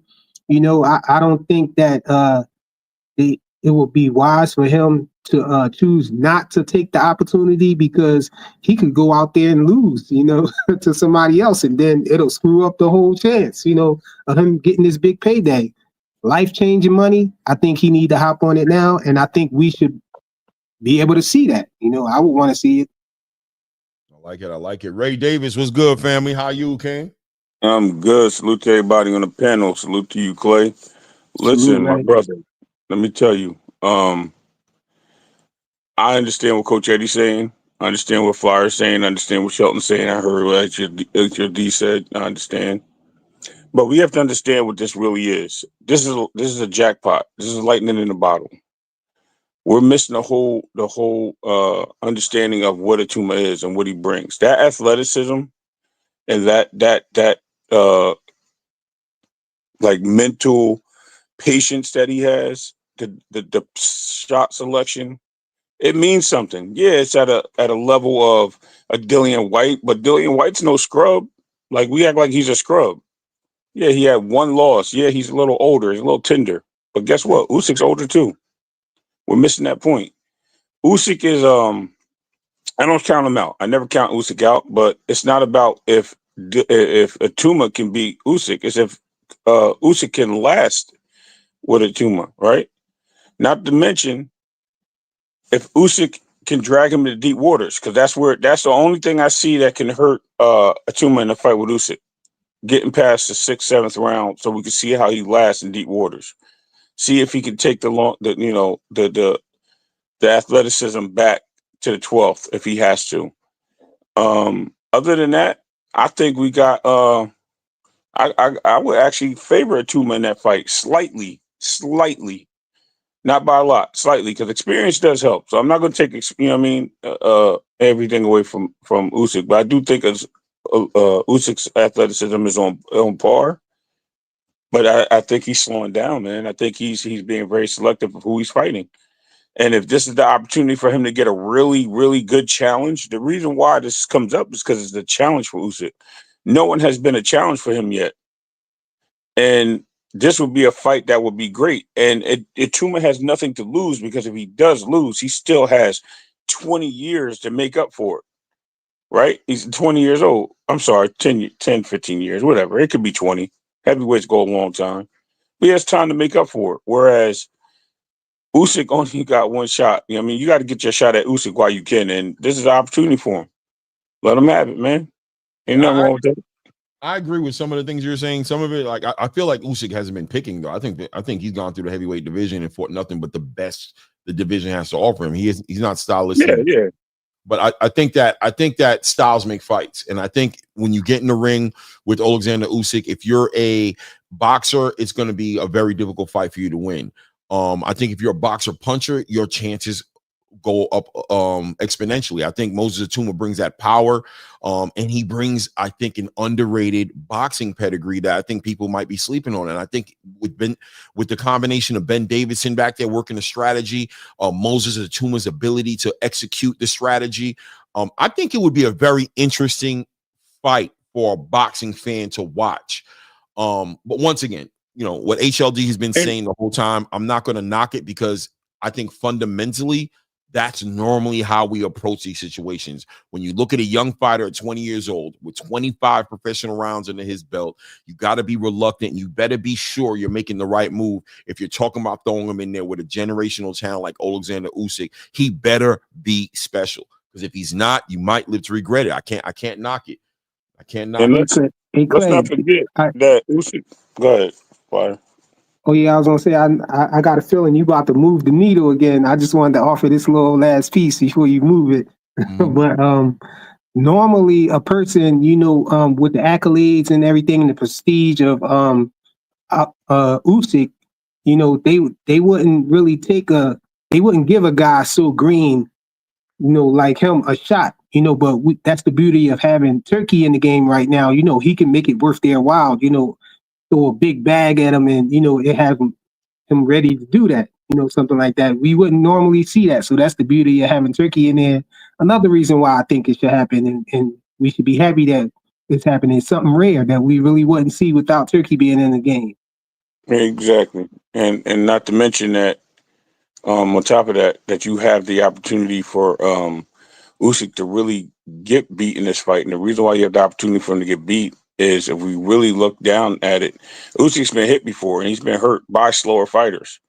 And this guy has a lot of patience and he has the ability, the quickness, the speed, the adjustment to really put Usyk out. And that's what I think that's what a lot of people are missing. Yes, the inexperience is there, but guess what? Mike Tyson, even though he had 20 fights in 1 year, he was inexperienced too, right? At 19 years old. So age really don't matter. At this day and age, they're fighting once or twice a year. He just happened to be parallel through the universe of boxing as a heavyweight. But that experience is there, man. I think he has enough on the table to really get the job done. Again, we would have to see the fight. I want to respond to this HLD that you said here. You said, so AJ was a tomb at one point, knocking out Kansas until he fought someone for real. Listen, I'm cool with that, right? I'm cool with that. But let me ask you this question, HLD. You think AJ looks back in his career and regrets one move he made? How much money did he make? He was the biggest star in the UK. Is his career a career that Moses Ituma will be scared to duplicate or even come anywhere close to having a career like his? Did AJ make moves that we need to learn from so Moses don't go through the same thing? I don't know, man. I think there's an argument there to say this kid has absolutely nothing to lose and everything to gain to go and fight the best fight possible that could be made in the heavyweight division and get an opportunity to potentially become a unified champion on the back end of a victory and then be able to chase down undisputed against Joseph Parker. This kid can do a lot. AJ was a star making a lot of money before he took a loss. AJ was a world superstar already when he lost to Andy Ruiz. He was established. His bread and his lineage was already there. This kid doesn't have that. And Clay, just another question, and this will maybe help some thoughts of HLD. Now, I'm not making a comparison because the records speak differently, but about being tender in the ring and a young fighter, if they were ready. I mean, we were saying the same thing about Zayas if he was ready for the big time, right? We were just asking the same questions. So why would it be different for Ituma? You know what I mean? If you're ready, you're ready. It shouldn't matter on the timing. Get it. Why, like I said, why the oven's hot, strike, man. There's no all-time greats at 154. There are no all-time greats at 154. Oh, my God. Okay. All right. No, I agree. Listen, man, he's right. This is a different level. I think Xander Zayas fighting against George Perez is different than Moses fighting against Alexander Usyk. But look, at the end of the day, when you strike when the pan is hot, when the kettle's hot, man. Listen, man, when the stars align, stay ready. So you don't got to get ready, man. This may be an opportunity just way too big for let's just say that Xander. Let's say that Crawford was still at 154, and then you tell me, oh, we're gonna put Xander versus Crawford. And they take it. Xander takes it. I think it better be some good. Bob let him. I don't know, but does Xander take it? Hell yeah. It better be some good money. Like, hey, as long as it's got to be great money. You know whenever Turkey Al-Sheikh's involved in the conversation, we don't even think about the money. Yo, shout out to Angelo Reyes in the building. My guy. What's good, family? How you feeling, man? Coming off this crazy weekend. I've been listening to the heavyweight talk. The first guy I heard is, and Claymore, I got to go back to replay the beginning of your show and what good soliloquy you may have given us for the first hour of the show. Right. But shout out to my OG Raider fan, Shelton, who probably knows boxing history more than a lot of us just because he lived it. Shelton lived through a lot of this. So heard him talking about Cassius Clay / Muhammad Ali back in the 60s and whatnot. And I hear what HLD's saying. HLD's bringing up some points, but I also understand where Ray is coming from. And shout out to Coach Eddie. You and I had a private conversation about that. Like, there's no moving the goalposts, and there's no, revision is always history, guys, depending on the era that you lived in. But Moses Itauma is the real deal. Because we ain't ever seen a 20-year-old kid who is still growing at 6'5", 255.5 pounds of pure speed, pure technique, a southpaw, right? A southpaw. Last time I remember a amazing-looking southpaw heavyweight, and maybe you can help me with this, Shelton, since you're our OG. Michael Moorer, when he moved up from light heavyweight to heavyweight, and Michael Moorer gets underrated a lot for being one of the best light heavyweights we'd seen, and it's easy to say, oh well, he was fighting. That's the last one, but he wasn't though. I mean, if he would have fought really good, the best, he still would have been the best at 175 pounds. So he was so good that he was able to move up to heavyweight. And yeah, I mean, yes, he loses to George Foreman, an all-time top 5, top 10 all-time, definitely in a George Foreman. So, yeah, man, I think that Moses Itauma checks all the boxes. We live in a Turkey era, to your point, HLD, and this is no longer the, hey, let's build up a fighter so we make sure that he can make the most money. The most money is right now. If Turkey Al-Sheikh says, I would like a fight to happen, what's it going to take? And he's willing to give Daniel Dubois $70 million in July, who's only 27 years old. And he was willing to give, what was it? Usyk was $170 million.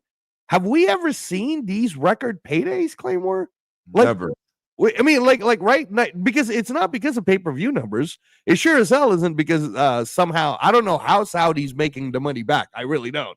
And I don't care. I do not care, because I care that there's an actual investor and someone who's funding it. But yeah, man, Itauma's the real deal.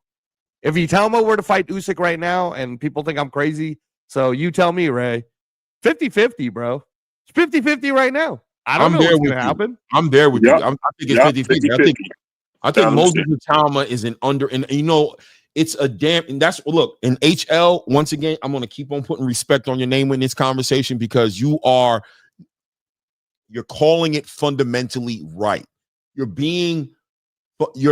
right. 26 rounds as a professional, my brother. I get where you're coming from. But sometimes the eye test has to be enough. When you have a fighter like Moses Itauma who's just knocking everything down, he put Dillian Whyte out of there inside that first round. We wanted to see him. I wanted to see him in that fight with Dillian Whyte for 5 rounds. I wanted to see him in there for 5 rounds. At least beat I wanted to see him in there for multiple rounds so I could see this kid and get different looks at the different wrinkles in his game, right? But who in the heavyweight division is going to give him that? I don't know. Maybe one of these fighters, maybe Ajit Caballero, maybe Joseph Parker. I don't know, but he's done enough now to capture the energy of Turki Al-Sheikh, to capture the eyes of Turki Al-Sheikh, who wants to put a bag behind him and wants to see something epic happen. And this might be the perfect timing because Alexander Usyk's on his last legs. He's getting ready to get out the game. He's got 1 or 2 fights left under his belt, 3 max, 38 years old. He's athletic. Athleticism is the first thing that goes. If there's an Alexander Usyk that is there to beat, it'll be this one. The one who's 38 years old. The one who's been through 2 wars with Tyson Fury. The one who's been through 2 fights with Anthony Joshua. The one who's been in 2 fights with Daniel Dubois. He's on his way out the door. This is the guy. If you're gonna beat Alexander Usyk, this is about the closest version of him that you can beat, ushering in a new era of heavyweight boxing with the youngest, most explosive, exciting, captivating, gifted, highest pedigree of heavyweight boxer at 20 years old in a potential Moses Itauma who could maybe do it. How do you turn away from that? You might just have to go to dice. There's levels. There's levels. I think that's what the name of this fight should be called, levels. When they put this fight together, put levels as you know what I mean? There's levels in pre-K. Itama's in pre-K, and Usyk is getting his doctorate. Okay. Bro. Well, there's 2 more points too you want to make to that, Clay. Not to mention these are factual points. So let's look at it. Hold it down. I'll be right back.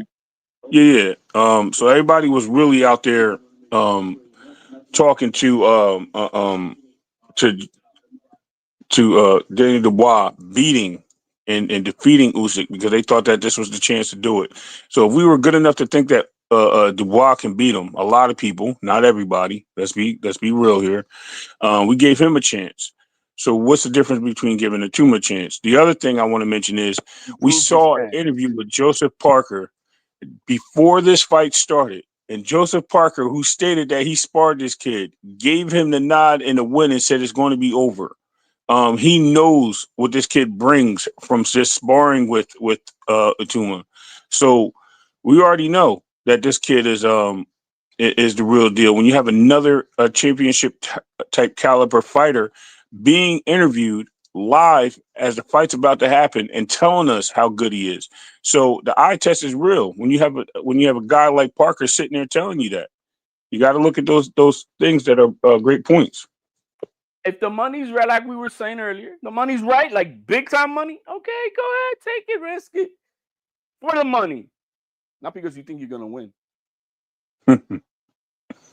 Okay, I mean, teach your own. That's all. I mean, he would fight because he thinks he's going to win anyway, right? Isn't that why they fight? They don't fight because they want to just take money. Some people do fight for the money, but I think this fight won't be for that. I think, and shout out to Angelo and you, Ray, and Coach Eddie. HLD doesn't seem to be on board with it, but I think this fight is way more competitive than people want to give respect to Moses Ituma. I think Moses is all we got is an eye test, man. And he could be a bust. He could be a bust. He can get embarrassed, and it can turn out he's not supposed to be there. But I don't know if we find out without him getting in the ring with Alexander Usyk. I think we just and the money's there. We're in the Turkey era. Shout out to Angelo who said that as well. This is not the era of take your time, build the fighter up. This is strike when the kettle's hot. The money's there, the payday's there, and the skills is there. You can really win this. This is not like let's say Diego Pacheco got an opportunity to fight Canelo Alvarez. I'd be like, Diego, I don't think you're really built for this. I ain't gonna lie to you, but he has to take it, right? Because the opportunity's there, the money's there. This is a fight where the youth, the skills, the punching power, man, the boxing ability. Moses Ituma checks those boxes, man. It's just Pacheco was that guy until he fought a real guy who gave him work, and now everybody like wah, wah. Now we're gonna say Dillian Whyte's not a real guy. I get it, right? He's not. Okay, now oh no, you Dillian Whyte was cock out 5 years ago. Dillian Whyte was cock out 5 years ago. Okay, you know what, Claymore? I'm gonna let HLD cook for a little bit because respectfully, your show is one of the only ones where no one screams over on top of each other. But HLD, please make your point about the fact that Dillian Whyte isn't that good, and I will match it and explain to you why he's even better than what you think. But go ahead, sir. He's been caca 5 years ago, man. Plain and simple. He's been caca 5 years ago, and he's caca even worse today. He's been flushed a few times, and they got the plunger and sucked him out and put him back in the ring, bro. This guy lost one fight. He's lost 3 of them now, I think, right? 3, yes, thank you. But he was never that dude. He was never that dude. 3. But he's old. He's washed. He's old and washed. It's not the same. It's put him in there with a Dubois. Put him in there with one of the real contenders of this that we have still around, the Caballeros, and then hey, oh shit, he cleaned that dude out like that. Yeah, now we can say he's ready because he fought somebody of worthy competition. And now we can see that. But we don't know that. We don't have no data that he's great for that. We have 0 data. You could go ahead. I mean, I've been on the show for a minute. Go ahead. Oh, are we done? No. I want to make sure no one yells on top of me when I start breaking this down, Claymore. And you know how I break these things down. Do your 15-minute monologue, Ray, because that's what you're gonna do. Because that's how. Because what I do, HLDs tell the truth, baby. I'm a soothsayer, is what I do. Hey, man, you can Google search the same information I got. I don't HLD. Google search, bro. That shit is false half the time. What are we talking about? Oh my God! So the eye test is false. Okay, all right, bro. Now don't sound like a hater, man. Don't sound like a hater. Sound like an informative boxing person. So I gave you all the time in the world to go ahead and make your point. I'm not throwing stones at you, but you're gonna direct it on me. I'm not throwing no stones. I'm just saying, don't call me like I said. You can Google search the same information. You said Dillian Whyte is trash. Did you not? Did I hear that, Ray? He said Dillian Whyte is trash. He is right? Trash. Yeah. Okay. He won the WBC championship, knocking out Povetkin. Was Povetkin trash? Ray, was Povetkin trash? I just want to know from Ray if Povetkin was trash. Was that, I'm asking Ray, bro. I'm asking Ray because you had your chance. No. Okay, thank you, Ray. Thank you. See, this is what I mean. HLD. I don't need you coming over my voice when I gave you a chance. What year? Oh my! Does it matter? Does it matter? You're the Google man. You should have this already. You say you're the man who bring in all the facts. Okay. Hey, Claymore. Can I let HLD fit? HLD, I'm gonna say every single point. You can't cut me over and start asking questions. Yeah, I'm gonna do is I'm gonna put out an affirmative. Go ahead. No, I want to put out an affirmative and make sure that HLD doesn't cut over it and say stuff like, "What year was that? What was going on?" I don't know. Let me do my 15 minutes, HLD. Let me do my 15. All right. I did mine in 5. Okay. Yeah, I know, because it was a trash-ass argument. That's why, because you couldn't bring any facts at all. All you said was plain and simple, Dillian Whyte is trash. That's like you sound like a tankomaniac, bro. You got to bring something. Bring me some information as to why Dillian Whyte is trash. No, tell me why Dillian Whyte is trash. Tell me why Dillian Whyte is trash. Same guy who beat Derek Chisora twice is trash. Same guy that beat Joseph Parker is trash. Are you telling me the same guy that beat Joseph Parker, Dillian Whyte is trash? Derek Chisora is all trash. Yeah, bro, Dillian Whyte's got a better resume than a lot of other heavyweights you can talk about, HLD. So don't call a man trash. Don't call a man trash. Trash. All right, so go ahead, Angelo. Break it down, man. Let's. You might have to mute HLD for this one. Nah, he already muted himself. And you right, Angelo. He cooked a lot of heavyweights, man. He's not trash at all. But go ahead. Let him cook though, because I know he's gonna go. Let's go down. Go ahead. All right. So first of all, the first thing I'm gonna say is, and you know this, Claymore, because you and I, we can agree to disagree, but boy, is it a fun debate, right? Boy, is it a fun debate when we've had this on private. Everybody here loves Mike Tyson, don't they? Everyone loves Mike Tyson. Right, Ray? Right? How can you not love Mike Tyson? I love Mike. Yeah. I love Mike. A lot of people, Sheldon, you've lived longer than a lot of us. So a lot of people, even to this day, has Mike Tyson in their top 10 greatest of all time. Oh, Mike Tyson. They do. They do. Yes, sir. Yes, sir. Most people don't talk about the fact that Mike Tyson, in 1 year and 9 months, had 28 knockouts over people that you don't remember today. Now he looked amazing in those. I'll give everybody that. You know, he looked amazing. Like Patrick Ewing looking in college. Looked amazing, right? Like Akeem Olajuwon and Clyde Drexler in college, Shelton, looked amazing. Then he fights Trevor Berbick for the world title. Now, you know, Shelton, you're a historian, sir. So Trevor Berbick in the class of heavyweights, and I hate it when people go, well, he beat Ali. You mean the old Ali whose last fight? I mean, I don't even count that one for Trevor Berbick. But Trevor Berbick as a champion, and I will give him that because I believe, and I'm going off the top of my head, so pardon me, I could look up the research. He's at the bottom half of the top 100, Ray. Bottom half of the top 100. All right. Okay. And Shelton, would you what would you say then was and Trevor Berbick did live in a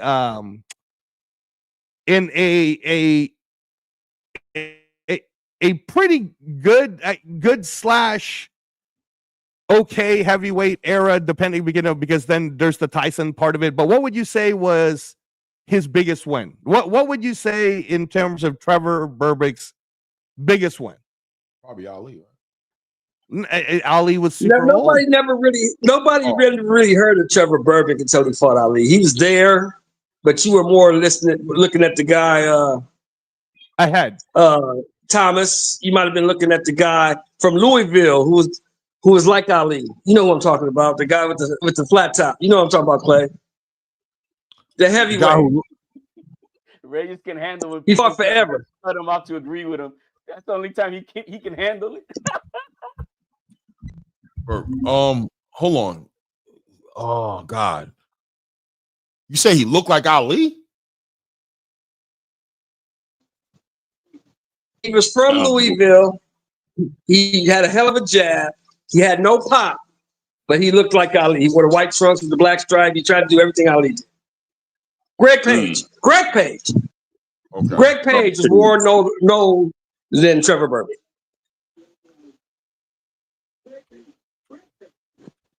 Yeah. Oh, okay. Oh, I thought, all right. I was just trying to, because what I remember is how he won the heavyweight title. When Trevor Berbick won the heavyweight title before, I believe he lost it again, and I'll have to look it up. But Trevor Berbick beat Pinklin Thomas, wins the WBC. He lost it somehow to somebody. That was for a vacant belt, correct? That was a vacant belt? Yes, sir. That is correct. That is absolutely correct. He beats Pinklin Thomas. Oh, that's what it is. All right. So the trajectory is beats David Bay, beats Mitch Green. He's not a champion yet because he beat David Bay to be the USBA. This is 1985. Beats Mitch Green to retain the USBA in a majority decision. Beats Mike Perkins and then fights Pinklin Thomas to win the WBC heavyweight. Then he loses to Mike Tyson. That was the trajectory. Prior to that, though, he had already lost to Ronaldo Snipes. He lost to Gordon. He lost to Larry Holmes. And he lost to Larry Holmes in his 21st fight. Right? So he lost to Larry Holmes like when he was starting to kind of grow into his peak times. And that's why it's like, yeah, Trevor Berbick, cool, man. Good win on Tyson's resume. Good win on Tyson. Good for you, Mike Tyson. You did that when you were 20 years old in a few months. Youngest heavyweight champion in the world. Trevor Berbick, good for you. I again, Clay, I can never count the Muhammad Ali one. Muhammad Ali was already old, bro. Right. That doesn't count. Okay. Dillian Whyte's career track and record, I'll compare it equally to Trevor Berbick's. It might even be a little bit better, but if you look down Dillian Whyte's actual record, which is insanely good, which is why he's not trash, you could say you could call him like a Trevor Berbick, but you can't say he's trash because if you start calling Dillian Whyte trash, then you got to call Trevor Berbick trash, and then the whole Mike Tyson train just starts to fall down. So we're not calling nobody trash, all right? But when Dillian Whyte was coming up, Claymore, He lost to Anthony Joshua on a 17th fight when Anthony Joshua was on his come up. Did I not just say that Trevor Berbick lost to Larry Holmes on his 21st fight? Yes. Okay. But then he beats David Allen, the same David Allen who's about to destroy the Russian kid coming up here in October. Then he beats Derek Chisora. He beats Derek Chisora. He beat, and then he beats a lot of other fighters that Wilder would beat, right? Like, but then 25th fight, and this is where you can't call him trash. He beat Joseph Parker, 25th fight. And if you're going to call Joseph Parker one of the best heavyweights right now, it wasn't like Joseph Parker sucked back then either. So he beat Joseph Parker in 2018. There's your date. He beats he knocks out Derek Chisora again in 2018. So that's the second time beating Derek Chisora, right? He beats Mariusz Wach, who, call him what you want to call him, but he was at the very least a contender. And if you count the IBO, then he actually held it for a second, right? Same Maurice Wach that Moses Itauma just beat. He loses to Povetkin, does a rematch, knocks Povetkin out. That's 2021. Loses to Tyson Fury, beats Jermaine Franklin, beats Christian Hammer, beats Tete. And if you're an American fan base, I understand you don't know who maybe Ebenezer Tete or Christian Hammer. You probably would know who Jermaine Franklin is. Either way, those are all solid wins. Then he just got sparked by Moses Itauma in the first round. I don't think any of the other heavyweights, whether it's Agit Kabayel, Joseph Parker, you name it, man, they're not going to spark Dillian Whyte in the first round.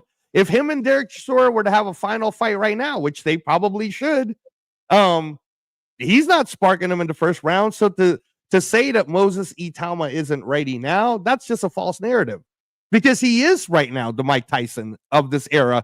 If we're going to continue to call Mike Tyson great, if we're going to continue to call Mike Tyson great, and his first heavyweight championship win was Trevor Berbick, the only difference between Itauma knocking out Dillian Whyte and Mike Tyson knocking out Trevor Berbick is that Dillian Whyte didn't hold the belt at the time. But if he did, we'd be calling him a champion now. And to Shelton's point, yes, he is already the WBO number 1. He already is the WBA number 2. I'm talking about Moses. He already is the number 5 IBF, and that was before the Dillian Whyte win. After the Dillian Whyte win, he might already be number 1 at IBF. He might already be ranked with the WBC. Who knows? But yeah, man, the fact that he destroyed Dillian Whyte the way he did, and the fact that he looks the way he looks, man. This is like when Shaq came into the NBA, Claymore. You know what I'm saying, right? Like, who was going to guard him kind of thing. 20 years old, 6'5", 255 and a half, brother. If we're going to go with the scientific narrative that between the age of 20 and 25, a man can still continue to grow, then how much bigger and stronger is Moses going to get? This is the future, and he's the real deal. And I want to see him fight Usyk now, because the heavyweight division is 50-50. It is 50-50. And you know, correct me, Claymore. Am I wrong in saying any of the things I've said so far? Because everybody could read up about it. Not listen, man. That was a great breakdown for why Dillian Whyte isn't trash, and I agree with you. I don't think that man is trash, but I think it's crazy to say he's trash. Now, is he older? Is he on his way out the door? Is he in his latter years? Is he, is he as good, or as he was when he fought a Derek Chisora, or when he fought a Joseph Parker? I don't know. There's an argument there. I don't know, right? I know he came in a great career. He's had a great career. He was great. He was good in 2016. We're talking about 2025. He's trash. I mean, like I said, I'm not ready to say this was the best version of Dillian Whyte we ever seen, and that Moses went and destroyed him. But I think that that Angelo has a point. I don't know if I don't see Joseph Parker knocking Dillian Whyte out in the first round. I don't see Agit Kabayel knocking him out in the first round. I don't see Daniel Dubois knocking him out in the first round. I don't see AJ or none of these. I don't even know. I don't see Alexander Usyk knocking him out in the first round, right? If you hit somebody in the top of the head like he did, you're gonna get knocked out. I mean, we keep on acting like that was not an illegal shot. Brother, that's where he put his head. Listen, and not to mention, can you just fathom that Dillian Whyte. A lot of people were picking him to be a real test for Ituma until he got knocked out. Until Ituma showed us who he was.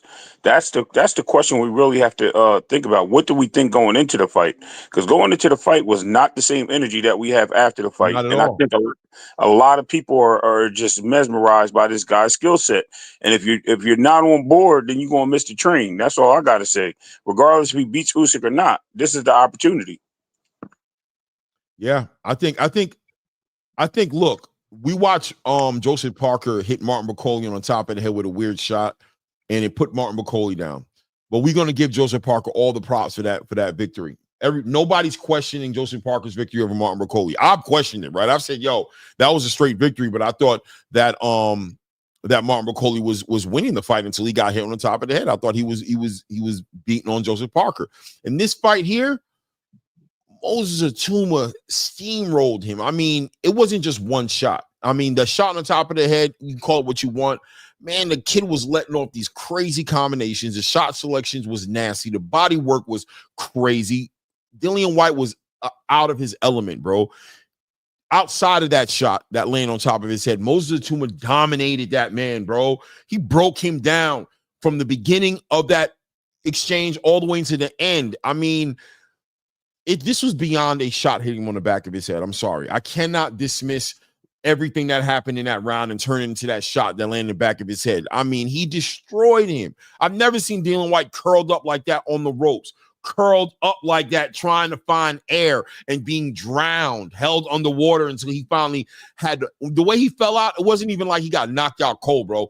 It was just exhaustion inside the first round. Not exhaustion because of cardio, because it was 10-round battle. He couldn't take no more. He had to step off and just fall off over to the right. He beat him into literal submission, bro. I've seen him look like that before. I've seen Whyte look like that before against AJ. So he got beat up.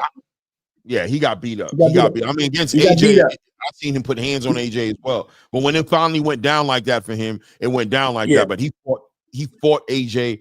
He fought AJ tooth and nail. This guy, he didn't have a shot. This guy steamrolled him. He didn't have a shot. He was never in the fight. He destroyed him. He destroyed, like Claymore said, he destroyed him, man. There was only 34 punches. You talking about Dillian Whyte? Yeah, no, Dillian Whyte is damaged goods, man. That's what I'm saying. But Claymore saying, "Oh, he." But what I'm saying, but hold on, Screamer. Just because you're loud doesn't make you right. Hold on. Just because you're loud doesn't make you right. Hold on. 34 punches thrown. What Claymore is saying is this, and what Ray is saying is this: Dillian Whyte may be all the things that you say he is, but nobody was saying that before the fight. Now, after the fight, he's damaged goods. He's trash. He just said the third. That's what we're talking about. You said it yourself, bro. What are we talking about? You on the panel with me the other day. Before the fight, no. Now Clay was here because I talked to Clay. Hold on. I talked to Clay before the fight. I said I think Dillian Whyte's gonna push me and he's gonna get some rounds in. That's what I thought. That's what I said. I thought you can go back and look at the playback. That's what I said. I was wrong. This guy steamrolled Dillian Whyte.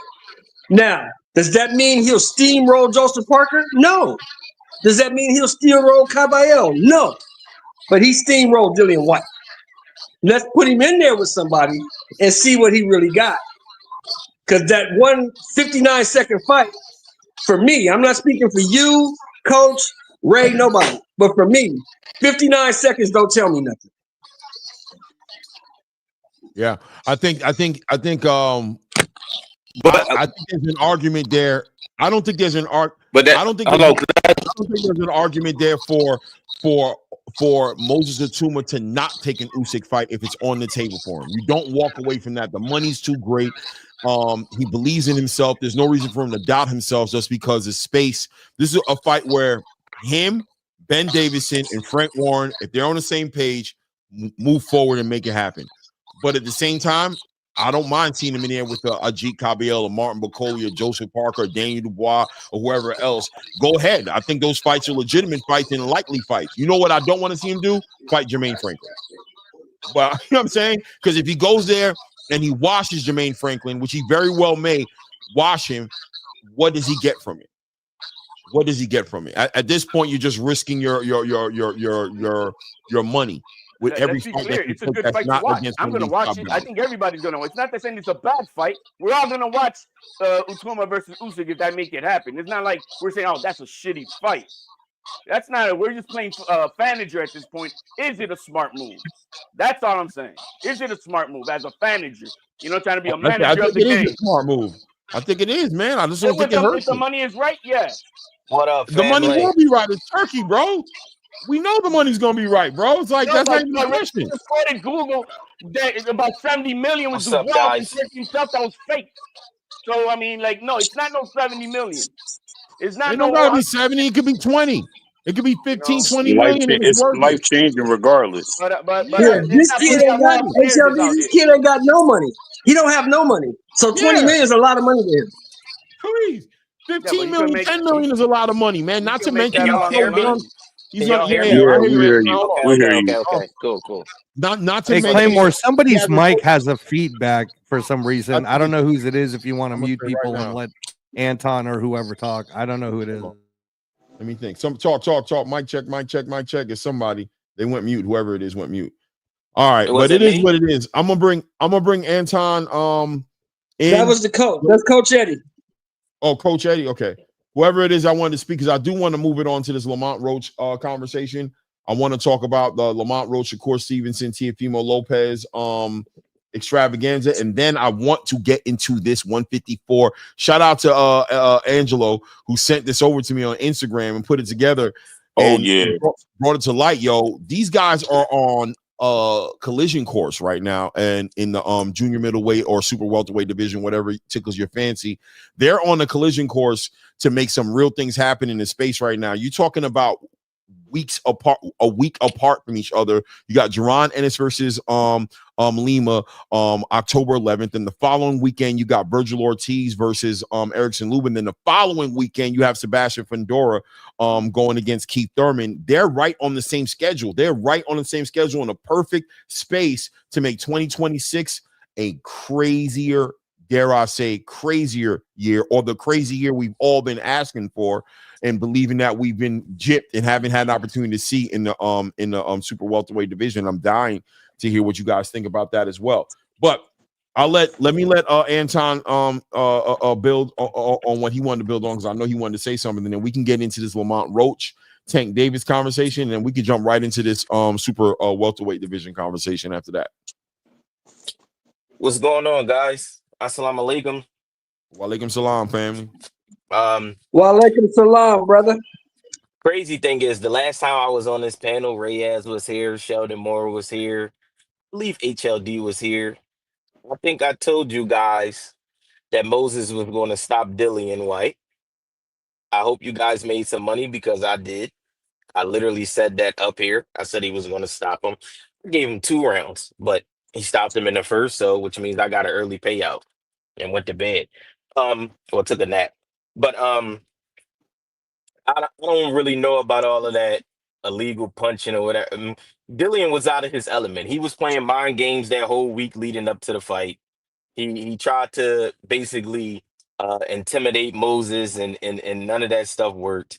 He tried to make him wait in the ring, the old school tricks, come out the locker room, take his time. Moses stayed poised. That's what I like from that young man. He stayed poised. He went in there and he told him, he said, if I stick to the game plan, there's no way this is going to be a long night. He stuck to the game plan. He didn't really say what he seen, but in after the fight, he said he seen Dillian, I guess, doing something, moving a certain way, ducking. I don't know what it was, but he capitalized on whatever it is that him and his coach watched when they seen the film. I would just segue for a few minutes right into, not even a few minutes, right into the Tank and Lamont Roach, T.O. and Shakur, whatever. I just feel like Lamont Roach is kind of like, I don't know what he's saying sometimes. It's like he's all over the place. It's like he doesn't want to wait for Tank Davis, but Shakur Stevenson already said he's not fighting for the rest of this year. So are you going to wait for Shakur? You're going to wait for Tank? You're going to fight somebody else? I'm just waiting for the fight to get announced if him and Tank is going to fight. I can't really build on too much because it's like we don't really know what's going on behind the scenes right now. We know the charges was dismissed. We know Lamont Roach was on Pro Box saying that he was moving on. And him and Shakur was going to fight, but like Shakur already shut it down for the rest of the year. So if you're not going to wait for Tank Davis, is what, 4 months left in the rest of the year? You telling me you're going to wait those 4 months and what, fight Shakur at the top of next year?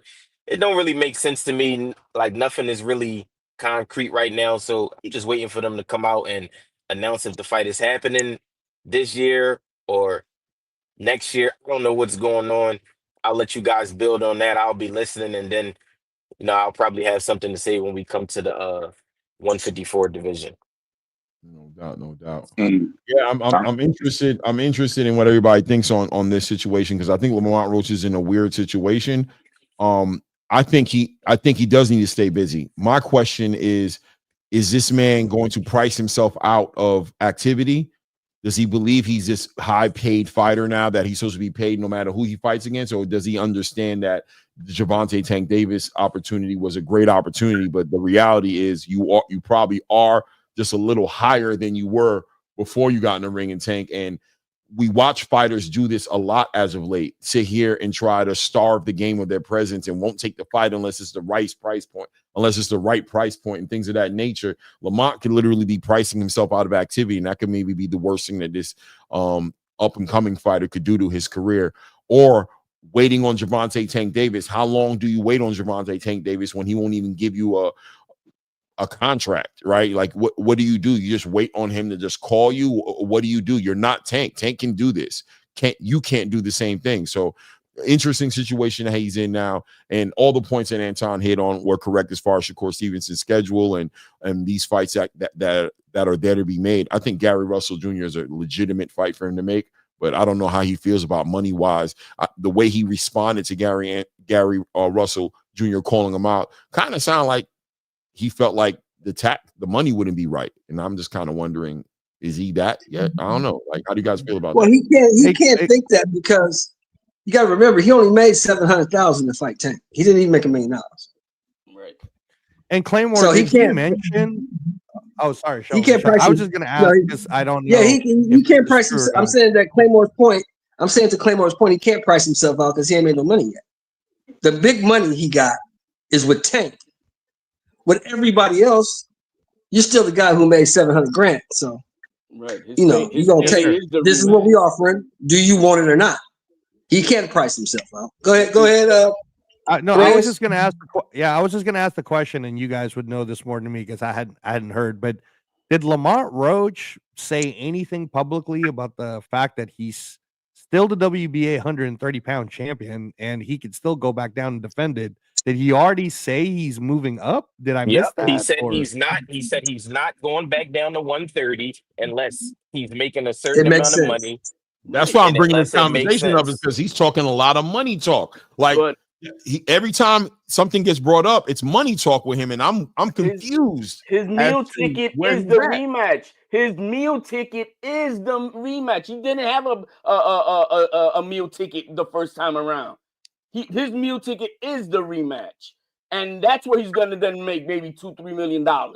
That's why he's got to wait on him, because he got no choice. Because if not, that fight is not going to happen. If he moves on, Tank is going to duck it all the way around, and that fight ain't ever going to happen. It's just the bottom line. Now, in the world that we only got these guys fighting once a year, he just fought a few months ago. So is he on a super rush? No. I think he can wait it out to the end of the year. And if not, then you fight in the spring if they're not going to try to do anything, right? But I don't see there. Again, we're being managers at this point. But I just only know. All I know is that he hasn't made no real money. He is going to make it in the rematch. And what's the rush? The WBA is a janky belt. Nobody gives a fuck about defending any WBA belt. So who cares? Right. It is what it is. I want to add to the conversation that one. Things are subjected to change. Let's just put Shakur out there for a second. He seems very itchy to make a fight. He's looking to fight Teo. He's looking to fight, and none of these things that he's looking to do has been based on next year. Besides him stating that he doesn't want to fight till next year, he could be fighting as soon as November or December, possibly January, right? As the earliest because of his layoff. But now on the Roach side of things, As far as him stating that he wants to fight all these guys and calling everyone out, because if you look at the list of names that he's put in the category of him fighting next or fighting next, when I say next, it's next as in Tank, after Tank, and next as in who's next.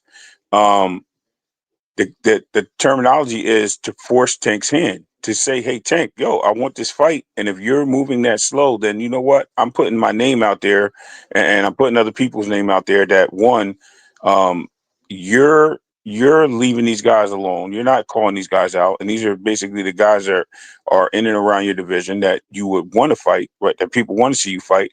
I'm willing to step up and take the onus of fighting these guys. And I'm going to call them out just to prove to you that I'm willing to go out there and fight anybody. I think we're missing that point very slightly. Not to mention that Clay had mentioned, and so the money thing. You know what I mean? That runs dry quick if you're not there and making the bag like you're supposed to as a champion, and you're not unified or none of those things. I think he's going to be looking to solidify a fight with Tank. I think he does wait for Tank. I think this is just a poker face, you know what I mean, to say, to just say that, look, I'm willing to fight these other guys. They're willing to respond to me. Let's make it happen. If we can make it happen in a month or 2 or 3 months, let's make it happen. If not, it is what it is. Tank, your name is still number 1 and alpha on the charts, but it's up to you. And I'm not going to wait. So I think it's some legitimacy to it, but I also think he's playing his hand right. He has to mention the big names because those are the names that are going to give him at least a second best payday other than Tank. He can't fight I'm going to defend the WBA title and make $300 grand. But I'm not talking about the money though. But that's where he's at. He's I not know going to HLD cash in his next fight with a payday, not with no right fight. But it's not so much of him cashing in. On my point I'm making is, he's willing to wait for the Tank fight, but I think he's throwing the names. If you think of the names he's throwing out there, these are all names that had some significance with Gervonta Davis. So I think he's throwing these names out there on purpose to see if they're willing to bite the bait and if he could possibly still get a fight if this Tank fight doesn't happen. I think he's pushing the envelope of Tank. He's pushing the buttons. He's trying to like call him out without calling him out. Saying like, I'm a better fighter. I'm willing to fight the people you won't fight. And I think this is his mindset to push towards Tank and to the fan base to say, look, I'm that guy. And I think he's trying to get his money up on that. Fighting Shakur, fighting Teofimo is a business move. Yeah. Who is Lamont Roach's promoter? So can I just shout out? Wait, hold on. Real quick. Real quick, guys. Real quick. Can I just shout out L-Dub Boxing? He's always got the information. He's absolutely right. So Hayato Tsutsumi, who just fought on Saturday on the main card, by the way, just to prove his point, just to land his point that this is one of Turkey's Riyadh season players. Ray Ford was on the free portion of the YouTube. Hayato Tsutsumi was on the pay-per-view main card of Saturday's event. So he put on a he's right, man. Hayato Tsutsumi's number 3. He ranked right now to challenge the WBA 130-pound champion. That could be the money right there for Roach. December is supposed to be Japan versus the world.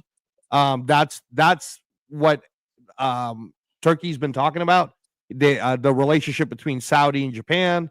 The fact that Inoue, Nakatani, all these people are going to be fighting in Japan in December. So yeah, man, I'm here for that, L-Dub. I'm here for Hayato Tsutsumi versus Lamont Roach. That's awesome. Turkey's the outlier to make him get paid, but if there's no Turkey involved for any fight next for Roach, it's not worth it. Dub, I know, I guess, to say Pro Box's promoter was an extreme. I meant to say Jonas. Isn't Jonas's the owner of Pro Box's promoter though? Dub? No excuses to promotion? Okay. All right. I got you.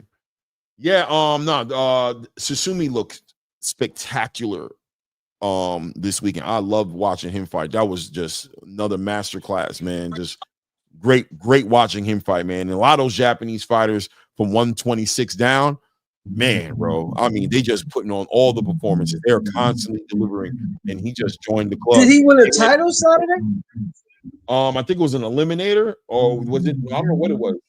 But it was just a great fight. I don't think it was. I'll no look it title up. run. I'll look it up, Sheldon. Well, he said he already won an eliminator, so I don't. Then this one was what, a double eliminator? Okay, so he has no promoter. Okay, got you. I think Roach knows that the money's at 135. Ain't no serious money at 130. Unless it's but my thing with Lamont Roach, if you're not going back down to 130, then drop the belt. I think ultimately that's what's going to have to happen, right? But Yeah. I think if anything at 135, I think what he's trying to do right now is leverage the belt, right? Yeah. Don't just drop it, leverage it. Jump into some There sort you go, Clay. WBA eliminator. There you go. That's 1 to 3. Or that maybe that's why he was chasing Gary Antoine a little bit at 140. But Gary Antoine is looking at unifications, which I'm all for. I don't want Gary Antoine fighting Lamont Roach. I want him going and fighting Hitchens or because you guys got to remember, without that belt, Lamont Roach is nothing. Without that belt, nobody cares about it. But I had thought when you said Russell earlier, I thought you're talking about Antoine? Gary Russell Jr. No, I'm talking about Gary Russell Jr. I'm saying Lamont was saying he didn't want to fight Gary Russell Jr., that he wanted to go fight Gary Antoine. And I was saying that I think he was trying to leverage that title he has at 130 to see if he can get into a title fight with Gary Antoine for his WBA title at 140. But Gary Antoine's not interested. Right. Okay. Think about what I said, Clay. Without that belt, what is Lamont Roach? Take the belt away. What is he? He's the guy who took Tank Davis. He's just another guy. He's just another guy. Without that belt,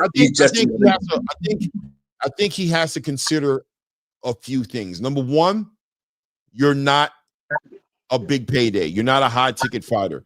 Number two, your money is with Tank Davis. Without that fight, I don't know how much money you're there to make. Number three, activity is very important for you. Do not price yourself out of activity or into inactivity. And I'll give you an example of who, Teofimo Lopez, who's sitting here playing that I'm worth a whole bunch of money shit, and it's landing him in the dark. He's not getting no fights. Now, I'm sorry. You killed me with that. He's gonna honor his contract, like I've been telling y'all. Everybody showed him, oh, really? You're worth a lot of money? Really? Okay, check this out. Exactly. They sit him down. He's not getting by his contract. Listen, man, it is what it is, bro. Right? That's just the way I see it. I see it as, for Lamont's point of view, you've built some momentum on yourself. You can build off that momentum, but it's gonna involve you being in the ring. You're not gonna build off of it outside of the ring. You have to get active. You have to fight. If you're gonna fight Tank, if that's what's on the table, so be it. Let it happen. But if Tank isn't on the table, which is what you're communicating, even though his fan base will tell you that that's the next fight with Roach, but if Roach doesn't see Tank really in real time on the wall, then he needs to consider activity, and he needs to be humble and understand that he's more than likely going to be the B side to any good fight that's out there for him. And don't price yourself out and turn into one of these, I got to make the crazy bag in order to get inside the ring. Realistically, does anybody think that Tank is going to fight Roach? I don't. Yes. I don't think he is. No. I think his popularity in itself will have everybody forget Roach. Right, so everybody on the I don't know what Tank is. Everybody on the panel that said no, we could bet 100 push-ups. He has much I ain't got better 100 for you, bro. There's bigger. You can break them down 20, 25, 25. You could break them down 4 sets of 25. Hey, look, HLD. I'm glad you so tuned in. I have no idea what Tank's gonna do. I don't know what he's gonna do. But who is speaking facts. HLD? I want to ask you a question, HLD. Who are you looking for Teo to fight? Right now, we're waiting on what Turkey's going to do. And but I'm just saying, opponent. Like, name an opponent that you want to see Teo in the ring with. No, I'm okay with what's being worked on in the background right now, which is Shakur. I'm okay with that. Okay, cool. That's the fight. Why not unification, though? Or unification. I'm going to be real with you. What I want to see Teo do is fight the people at 140. I want to see him unify. I want to see him. Turkey is gonna run this. He's gonna run it the way he wants. No, Turkey ain't rocking with Tio right now. We don't. That's not true, man. That's the not last time we heard Turkey talk about Tio, they were talking about Tio and Hitchens, and he said he will not be involved in making that. That's not what he said. What did he say? It is what he said. I don't know what the fuck you was listening to. He dodged the question. No, he didn't. He said he's not going to be involved in it. He dodged the question, which was the first one, the contract. That's what he did. Listen, Ness answered the direct question. The man said in no uncertain terms, I will not be doing business with Teofimo Lopez. That's what he said. Why you guys gonna be eating crow? Explain to me. Why you got all of you guys gonna be eating crow when it's Turkey's gonna make the next announcement for Tio who's gonna fight? So what contract does he have with Riyadh season? He has a 2-fight contract left with them. He has 2 fights. No, did he sign a deal? I think you're missing the deal that he signed. Yes. Hold on. Yes. Hold on. I think you're missing the point that he signed a deal for representation. He's still a top-ranked fighter. No, he's under no contract. Yes, he is. He has one fight left. Other guys. He did what Shakur and everybody else did. They signed. They all signed to promoters, but they signed. No. Hold on. Wait. Shakur's situation is completely different than everybody else's situation. What Tio supposedly did is what Ryan Garcia supposedly did, what Devin Haney supposedly did, and what he did. And what we're coming to find that's out what I meant. Is that Ryan, it doesn't seem to be getting ready to do nothing with Turkey anytime soon. That it sounds like a bunch of handshakes. It didn't sound like anything on paper. Tio had a 3-fight deal signed with Turkey right before. No, it was an agreement, bro. It was just an agreement. No, it was not an agreement, bro. You making that up. For Ring Magazine, bro. Okay. Top Rank signed off their rights to Tio over to Turkey. All Tio's going to end up having to do is just that they're going to take their percentage. So Tio's no longer with Top Rank? That's what you're saying, right? They signed off their rights. The 3-fight deal. Did Tio just say in his last fight that he still owes a fight to Bob? Did he not say that in his last interview? No. Okay, now I know we're bugging. Okay. No. I know you guys want to hate him on so bad. Hold on. No, we're not hating. No, he said that, bro. He did say that, bro. You can't lie about that. He owes them 2 percentage fees over on the 2-fight deal that's left over the Top Rank. So whatever Turkey ends up doing for whatever amount they're gonna whatever percentage is just gonna give to Top Rank. So my question is to you. Y'all all wrong. Wait, guys, wait. I don't like it when we all talking over each other because I can't understand nothing going on. Hold on a second. All right, so HLD's under the idea and the presumption that Teofimo is no longer with Top Rank and that Top Rank signed over rights to Riyadh season. Wrong. Ray Davis is under the belief that Teofimo still with Top Rank and that fight wasn't actually a contract per se where Turkey Al-Sheikh owes Teofimo any type of obligation to do something for him that he doesn't want to do.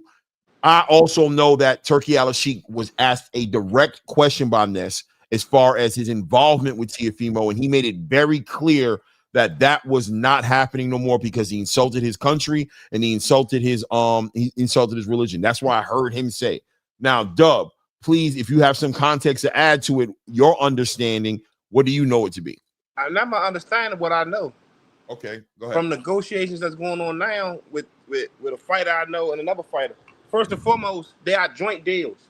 Riyadh season, which is really global entertainment, whatever, GEA or whatever, authority, association, whatever. They doing joint deals. So they still are top ranked fighters and matchroom fighters. They just doing joint deals where they paying the promoter and they're paying the fighter. So it's like they borrowing your fighter. Right, it's like just like David Benavidez just signed a joint deal. He signed they all signed a 3-fight joint deals, whereas though they paying the promoter a percentage and they're paying the fighter. So once the deal is over with, like the 3 fights is over with, they actually fulfilling both contracts. They fulfilling the contract with Top Rank. Like say prime example, Shakur, right? Shakur just ended his contract with Matchroom, his last fight, but he signed a 3-fight deal with with Riyadh Season and Matchroom. So that's why Eddie Hearn said when the last fight was going on, he was trying to re-sign him. He wanted Shakur. I don't know if Shakur signed back. I don't know, but I know that was his last fight under his last contract. So he signed a 3-fight deal with Matchroom, and he signed a joint deal with Riyadh Season, which was global whatever. And that's the same thing that Tio did. That same thing he was trying to do it with Boots, but he said that Boots talking about he wanted to do some tune-ups. So he said he wasn't going to pay Boots for no tune-up fights or whatever. But it's the same thing he did with Richard Hitchens. Richard Hitchens just signed a 3-fight joint deal with Matchroom and Riyadh. Oh, so Hitchens just did the same thing too recently now. Okay. Yes. Richard Hitchens signed a joint deal with Riyadh Season. So they joint deals. So they still technically under Top Rank and Matchroom and hold on. So all right, so did Hitchens re-sign with Matchroom? With Eddie? I don't know if he re-signed with Matchroom. I know he signed a deal with Riyadh with Global. It's really Global or CLF promotion. Wait, hold on a second. Wait. One step at a time. Wait. Ring ambassadors. Turkey said that he wasn't going to work with Hitchens unless Hitchens was with Eddie Hearn. That's what he said. He must be with Eddie Hearn. Listen, this I know for a fact. Richards and Hitchens is in negotiation right now with my man. All they got to do is sign the papers. He is on the deal with Twan. Sheik, right? And he's on the deal with Matchroom. So he re-signed probably. He just hasn't announced it yet. Right. Okay. All right. So they're in negotiations right now. That's why I knew that already. That because I heard Antoine talking about it too much, and I knew that was happening. Who's the gentleman on the panel that just spoke right now? Say it again. Who's the gentleman who just spoke right now? Well connected. Oh, that okay. Basically, what I'm saying, they signed over the rights to Right. What you're saying is holding some merit. It's holding merit. And Roach and them is their own promotion. They on a no excuse promotion. That's why if you look at the fight when he fought Tank, it say no excuse on the banner too with an X. No excuse. They got to deal with Pro Box. Pro Box is a network. So that's why no excuse always throw Pro Box fights. They got a big card coming up September 9th down Maryland Live. Greg Hackett asked me to try to get him on there, but Lamont said that it was already full. But that's what Scooter Davis fighting on. Body Snatcher, Dave Whitmire, all of them fighting on no excuse card. No excuse got to deal with Pro Box, but they got their own promotion company. They was with Oscar De La Hoya. And then once he finished the deal with Oscar De La Hoya, they did their own solo promotion. Okay. Hey, Let me ask you. can I ask Wait, everybody, hold on. Let me ask you a question. I want your opinion on this Lamont Roach situation right now, as far as, and I know you probably know some things, but I know how it be sometimes over there, but you're well connected for a reason. You're in that DC boxing space, very much in the pipeline of what's going on out there. As far as Lamont Roach and Tank Davis is concerned, is this something that's in the works of happening, or is Lamont serious about not hearing nothing and pretty much moving on to potentially making another fight? And is he gonna fight in 2025, as far as you know? I mean, I know he's trying to fight in 2025. As far as the Tank stuff, he don't know what's really going on. So I know for a fact they don't know what's really going on. So they trying to basically force his hand. Like if you don't sign and send a contract in, then we going somewhere else, basically. You know what I'm saying? So they already had the rematch cause. I don't know if the time is up as far as on they rematch, but I know that they you know what I'm saying, he basically faking. Like at first he was saying that, so when people were saying Tank was retired, Tank was saying that, he just needed time. He was going to try to fight, wait till his stuff was over, and he was going to at least shoot for the beginning of next year. So once they dismissed the case, they okay, well, you know what I'm saying, what's the hold up? They ain't heard nothing back from them. So yeah, it sounds like it just sounds like he's not that interested in the rematch. It sounds like Tank's not that interested in the rematch. Anyway, it is what it is. We'll see as it develops. I want to move the needle a little bit. I don't want to just stay on this too long. But so Lamont Roach independent of on his own promotional company, working out a little network deal with ProBox. We'll see what he does next. Teofimo Lopez. I don't think he's going to be working with Turkey, but maybe he will. We'll see if that happens. I get, I'll be real with you. Maybe it does happen. Maybe that's why Shakur's so confident in pushing for the fight. Maybe this is a fight that Turkey's going to get behind. There was one other thing that in that interview, and it was Tuton who asked the question, not Ness, to Turkey about Teo. But in that same conversation, there was one thing that Turkey, if any of the other fighters are listening to how you deal with Turkey, he said one thing that he hates. I hate when fighters are talking about a fight before I announce. He wants to be the big dick to announce it, right? And he wants so right now, have you noticed who's been really quiet lately? Who has not been saying shit lately? Who is the ones that are being quiet right now? That's Teo and that's Shakur. They're both fucking quiet. So yeah, that's how supporters treated. And let me finish. And another thing, the deal is not only with Teo, just like L-Dub was saying, the deal also is with Top Rank. So they owe Top Rank also. You see what I mean? It's not only that he owes a fight to Teo, but they owe it to Top Rank. So Bob Arum is involved that you owe me, Turkey. You see? So it's not like just one person. Hey, Claymore, can I just ask? Let Angelo tap in. Go ahead. Hey, can I just ask L-Dub a question real quick, as I know he's tapped into everything. Yeah. So Dana White's going to be sometime today here in Vegas. He's going to be doing this announcement that everybody's waiting for.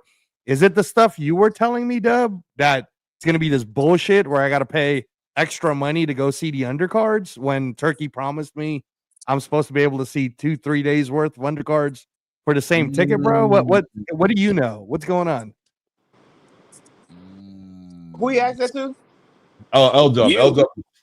No, not well connected. L-Dub. Okay, no. Okay, Angelo. That's not L-Dub. That's well connected. We just call him Dub on the panel. Oh, my bad. Okay. Yeah. Okay, my bad. I got it. L-Dub is on the chat. Oh, yeah. L-Dub's in the chat. Man.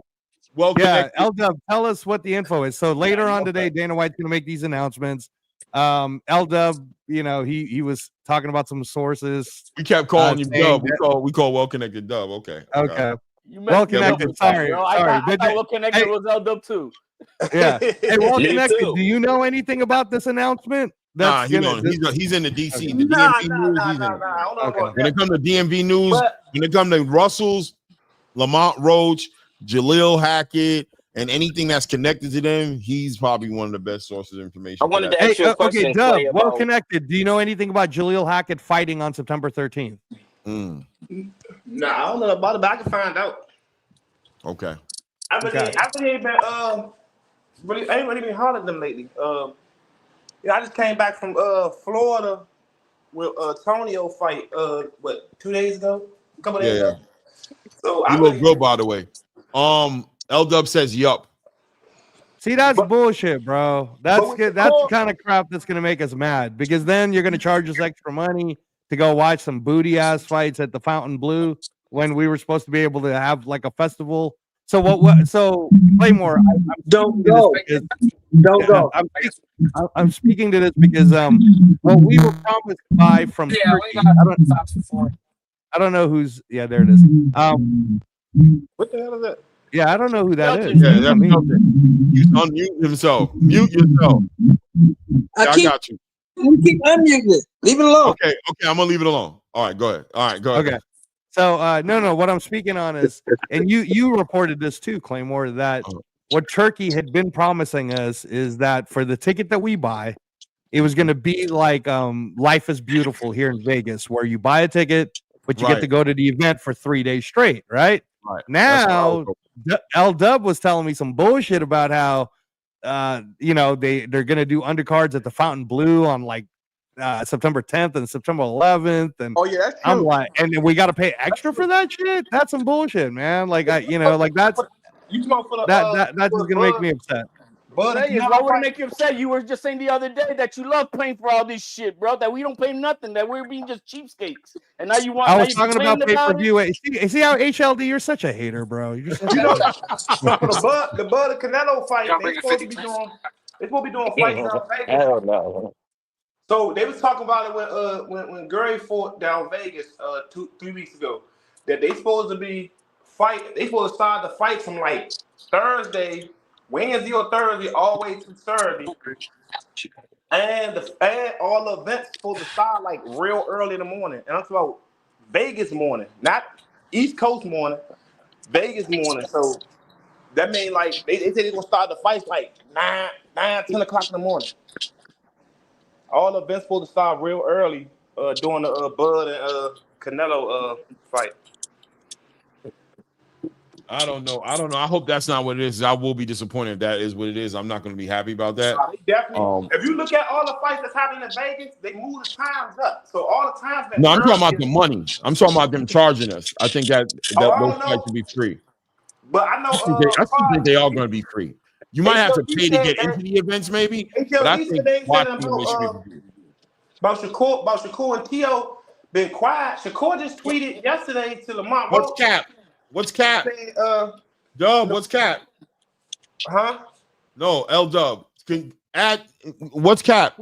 L Dub. I'm hoping that them charging us. Put some context on it. Go ahead. My bad.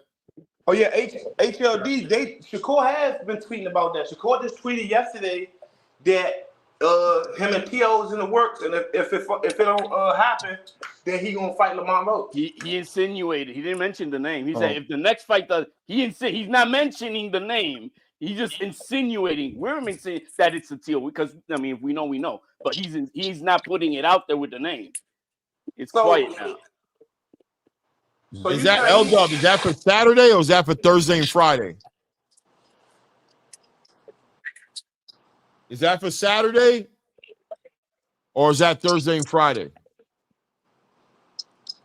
They probably have a package deal for the fights. If it's an event that if they're different events, you're gonna pay for that. But I think us over here, we're watching it on. We're gonna either watch it for free on YouTube or whatever. But it ain't gonna be extra for us. It's just they have a different hotel and another one over there. You gotta pay for that.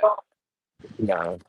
Yeah, I think if you're going to the fights, I think they probably charge you at the door. 100%. That's why I think it is. I don't think it's on. I don't think they charge each one. Listen, if you have different events at different casinos, hotels, of course you're gonna pay when you go to different venues. That's what I was going to say. If it's all at one venue, then it'll be all one ticket. Yeah. But if it's at different venues, of course you're going to pay. Them other casinos want to make their money too. Right. So you go to Hustler Strip Club, you then can't go across the street and go to the other strip club for with the same ticket. Here you go. Hey, HLD, man. I'm just glad you got a new arch enemy and ain't me no more. So we good. I have no enemies, bro. I have no enemies. You just have detractors and non-detractors. Okay. All right. Yeah, we'll go with that. What y'all think about Lamont Roach and Gary Russell fighting? I think that's the fight that's a great fight. I think he should take it. I think he should fight Gary Russell Jr. And that happens on Pro Box, I think, right? That's what he was trying to push for. Nah, that probably would be PVC if anything. Yeah, that'll be right. But no, I'm saying that Lamont Roach is trying to push it for Pro Box, I think. And I think the PVC would probably try to take that because that's a big fight. But does that move Lamont Roach off his trajectory if he takes that fight? Wait, you think that's a big fight? Because of the venue wise. Like Pro Box venues be like the venues that they got deals with, they don't have deals with like MGM Grand, and they got deals with like the like a hotel. Yeah. Orlando and wait, you think that's a big fight? You think that's a big fight? Why wouldn't it be a big fight? Why wouldn't it be a big fight? It's because I mean, do I think he can fight? I think hold on. So let's understand. Capital One Arena, you think he can fight Capital One Arena? Who can fight? Who can fight Hitchens? It's a big fight for us. It's a good fight for He us. said but it's not a Antonio big or he money said fight. Allen? No, wait. Allen or Stop. Antonio? Stop. We I'm gotta saying stop doing that. Antonio. Wait. There's confusion already, right? I'm He's really trying to talking ask about this question. he's talking about Gary Russell Jr. He's Right, not talking Allen. about Gary Antoine. Gary Right. Antoine is negotiating with Hitchens at 140. Oh, What okay. everybody's talking about My right fault. now is Gary Allen or Yeah, Gary Russell Jr. we gotta be clear when we just say Russell. Right. That's what Like I'm we saying. don't. It's important for us not to Okay. talk over each Yeah, other. we Let just me say When we start Russell. doing It's that, we like get confused. yeah. Right. My That's why I fault, said Ray. that's My a big fault, Ray. fight. Yeah. My fault, That Ray. was talking about Allen. That's what I thought he said. Antoine Russell, they already established, was didn't talk. He was talking about Allen Russell Jr.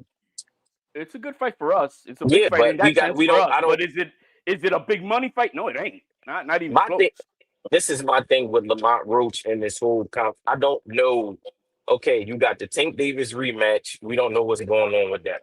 You got the Shakur Stevenson, and then you got the Gary Russell, where him saying that he don't want to go back down to 130.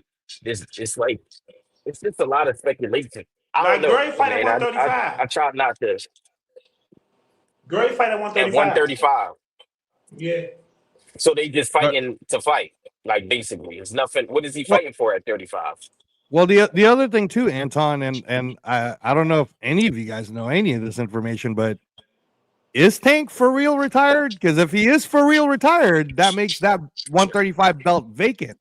And if it's vacant, He's technically, not if Lamont retired. Roach was the last guy to fight for it and it was a quote unquote draw, then isn't Lamont Roach in the right to fight for the interim version or the vacant version Man, or we're not even something? we're not even So close I to don't that. well, know. I mean, I'm asking the question. I'm asking. We're not even Until close to that he until say he he's announces it. retired. Until he say he's retired, we don't know. That's what I'm saying. I don't know. It's just a lot of yeah, I smoke and don't think mirrors right now. Tank is nowhere near retired, but I do question if he's going to. This is how I feel. If Tank Davis is not fighting, I heard a rumor, right? And I'm smiling, right? First of all, I so heard two don't say nothing. rumors. I heard a rumor that Tank don't plan on coming back until next summer. I'm smiling. So I told you not to. Listen, I'm smiling. And I heard that he might not be coming back to next summer. If this is the case, then he should go into recess. I think the WBA should put him in recess and allow there to be an interim title. I agree. The I agree if he WBA not will coming allow back till next summer. the WBA will allow Tank to hold that belt for 5 years before they do anything, bro. I mean, recess. Put him in recess. Nah, they ain't gonna do no recess and none of that. Yo, yeah, you can keep it, bro. 5 years. Don't worry about it. We So got what it. you saying is the WBA would treat him like they did Loma. Let Jamal hold on to that belt? How long did he hold on to that belt? The WBA or the WBC? No, the Hey, WBC. I'm talking Jamal Charlo. That's a different How long did Jamal sanction. Charlo All hold of on them to that move belt? different. Hold on. Let Shelton talk. Because if we're talking with Shelton's mic on, we can hear ourselves. Man, here's my question. How long, you talking about Tank, how long did the WBC allow Jamal Charlo to hold on to that belt? How many years? Not just Almost Charlo 1,000 either. It's days. been a lot of people. But But all right. you know what it is. Yeah, so the WBC is a different sanction. So what they do is totally different. That's irrelevant to what the WBA does. Now the question is, how long did they allow the WBA to allow Jamal Charlo to hold on to that belt? Because I believe that was the second belt that stripped him of his title. So I like that. That's true. That's where the question comes into pass right here. So when we're looking at that point, that's what we have to look at as the WBA, because the WBC, they move different with different fighters. We already know that. As far as WBA, I also see the same thing they did with Lomachenko. Now, is it a situation where they say, okay, Tank, we understand what's going on here, and you're our guy. Let's just say that they're saying that they elevate him to a super status, and then they take another belt. And I know Tank said he didn't want a super belt, but in order for him to keep it, they give him a super belt where he does not have a mandatory besides the WBA champion for unification, and then they give somebody else the opportunity to run around with the regular. That's the only other option. That's only gonna happen if he has a mandatory coming up, which I don't. Schofield is mandatory. It's been No. mandatory. He's owed a mandatory. Is there one in the pipeline that he has? No. I understand what you're saying. I'm saying it's not yet, but I'm saying if there's going to be one, it's supposed to be Schofield. So the question is, will the WBA activate that mandatory and call it out? If they find out that Tank's not fighting Lamont, because listen, this is about money in, money out, baby. We about making money, right? The sanction body is about making money. So if they think that there's a Lamont Roach fight in the works, then they're going to hang back and allow Tank to do his thing. But if they hear the same rumor I'm hearing, and they find out that this Roach fight ain't going to happen, does the WBA have the wherewithal to activate a mandatory and say, all right, well, you're not going to fight Roach, then we're going to activate a mandatory with Floyd Schofield Jr. And at that point, put Tank in a very compromised situation. No, man, because one Tank fight is worth 20 of anybody else in the division. But listen, but if Tank Davis, okay, let's look at it, right? I just want to paint this picture for you, right? I'm hearing rumors of Tank potentially fighting Manny Pacquiao in a catchweight at 145. That got nothing to do with the WBA. That would be a retirement path. Okay, listen, and I'm hearing rumors of him potentially going to fight at 140, not fighting Gary Antoine, potentially fighting other fighters at 140, not Gary Antoine. I'm talking about WBA business right now. Right. As long as the WBA thinks they're going to get money, I agree with you. But if Tank is dragging his feet and the rumor is Manny retirement package, 140 fights with maybe a Ryan Garcia or something, you know what I mean? Or I don't know what it is. Ryan's at 147. But I'm saying if the WBA doesn't see their interest being that box being checked for themselves, can they be motivated enough to say, listen, we're going to do one of two things. We'll throw you in recess and allow our belt to get some activity with Floyd Schofield and Lamont Roach potentially fighting for a vacant belt so we can get some money and get our belt active at 135, or even threatening him with a mandatory where if you don't take the mandatory, then you might have to vacate the title. Manny Pacquiao was on the record. I think it was yesterday before yesterday. He's coming back in December, and he's hoping it's tight. No, Manny Pacquiao was on HLD. Manny Pacquiao was on the record like 3 weeks ago, I want to say, on Philippine News talking about how he was going to be fighting in December. So we just don't know who it is. But again, what I'm saying from what I saw is that he wants it to be Tank. Oh my God! It's backing up. It's like different stories. I forgot about that. Jesus Christ. Yeah, that's this Saturday.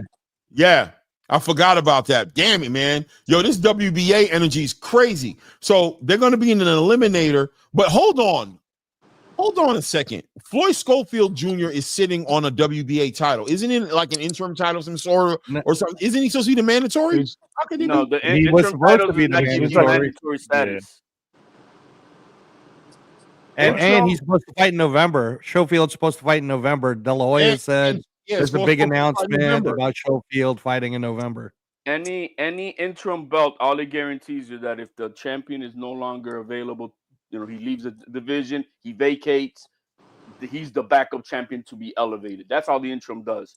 For him to be a mandatory, he has to fight an eliminator for a mandatory position. So, which is what this is right here. Lucas Body and Roger Gutierrez. Right.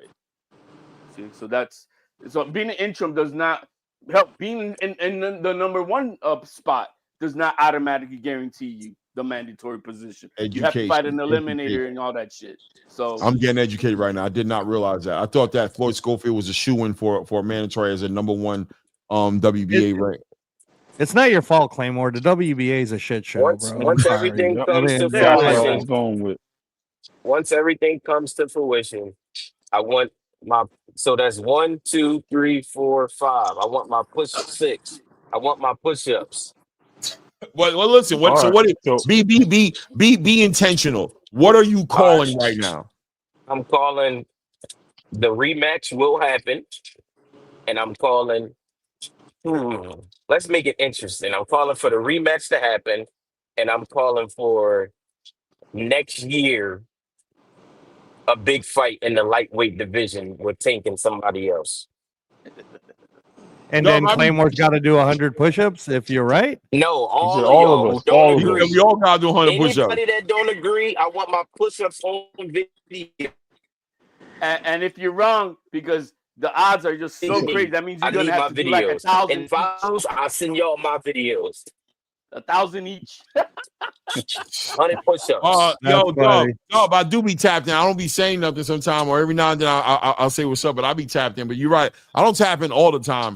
But I like that bet. I like I know that bet. about the Gutierrez Lucas body fight. I just forgot that it was for an eliminator. I legitimately forgot that, man. But man, interesting. We're just gonna continue to watch it. I'm hearing rumors about next summer with Tank.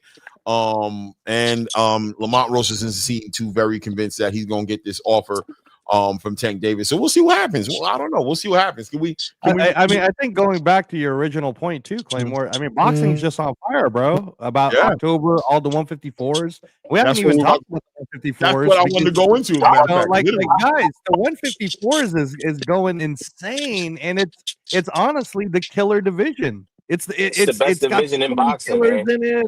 We don't know who's gonna beat who. Anything can really happen. So, but the fact is that October 11th, for $30, you can get in the Boots Enos versus Lima fight at over there at Philly, Ray.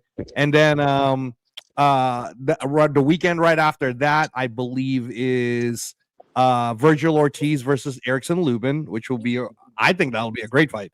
And then the week after that is Fundora versus Thurman. This is awesome. This is great. So come on, everybody. What do you guys think? No, let's talk about it for real. I'm loving it because first of all, I'm loving it. But before we get into that part of 154, I want to talk about this Virgil Ortiz Xander Zayas situation a little bit, just a little bit. I want to tap into this because Oscar De La Hoya puts out information and says, Xander, what are you talking about? You want this fight to happen in Puerto Rico? There's no money in Puerto Rico. We needed to be here in MGM in Vegas. That's where the fight happened. Xander says he needs this fight to happen in Puerto Rico for it to happen. Now, look, guys, I'll be honest with you, right? Xander might be being a little petty right now because he's feeling some kind of way about Virgil not taking the fight with him on that Riyadh card. Xander might be in his feelings a little bit about Madrimov getting what he thought was his spot, that it should be there. But look, Virgil Ortiz Sr.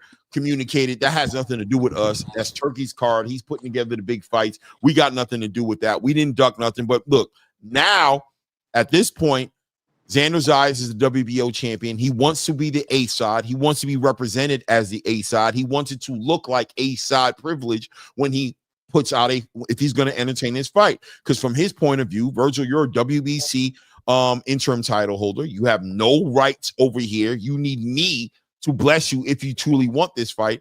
Is Xander out of pocket for pushing his privilege, for pushing his side of the argument to have this fight happen in front of his home team in Puerto Rico, his first title defense?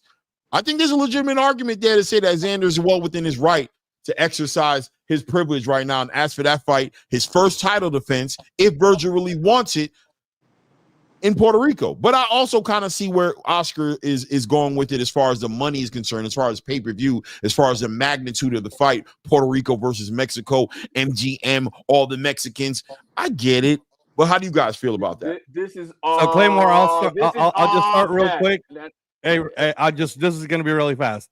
Okay. Xander Zayas can shut the fuck up. Yeah, got no rights right now. You could do that too, Reyes. You could shut the fuck up. The bottom line is, seriously, I'm just playing around. But HLD, no. Xander Zayas just won his title, so what rights does he really have? It's not even about the title. This is all cap.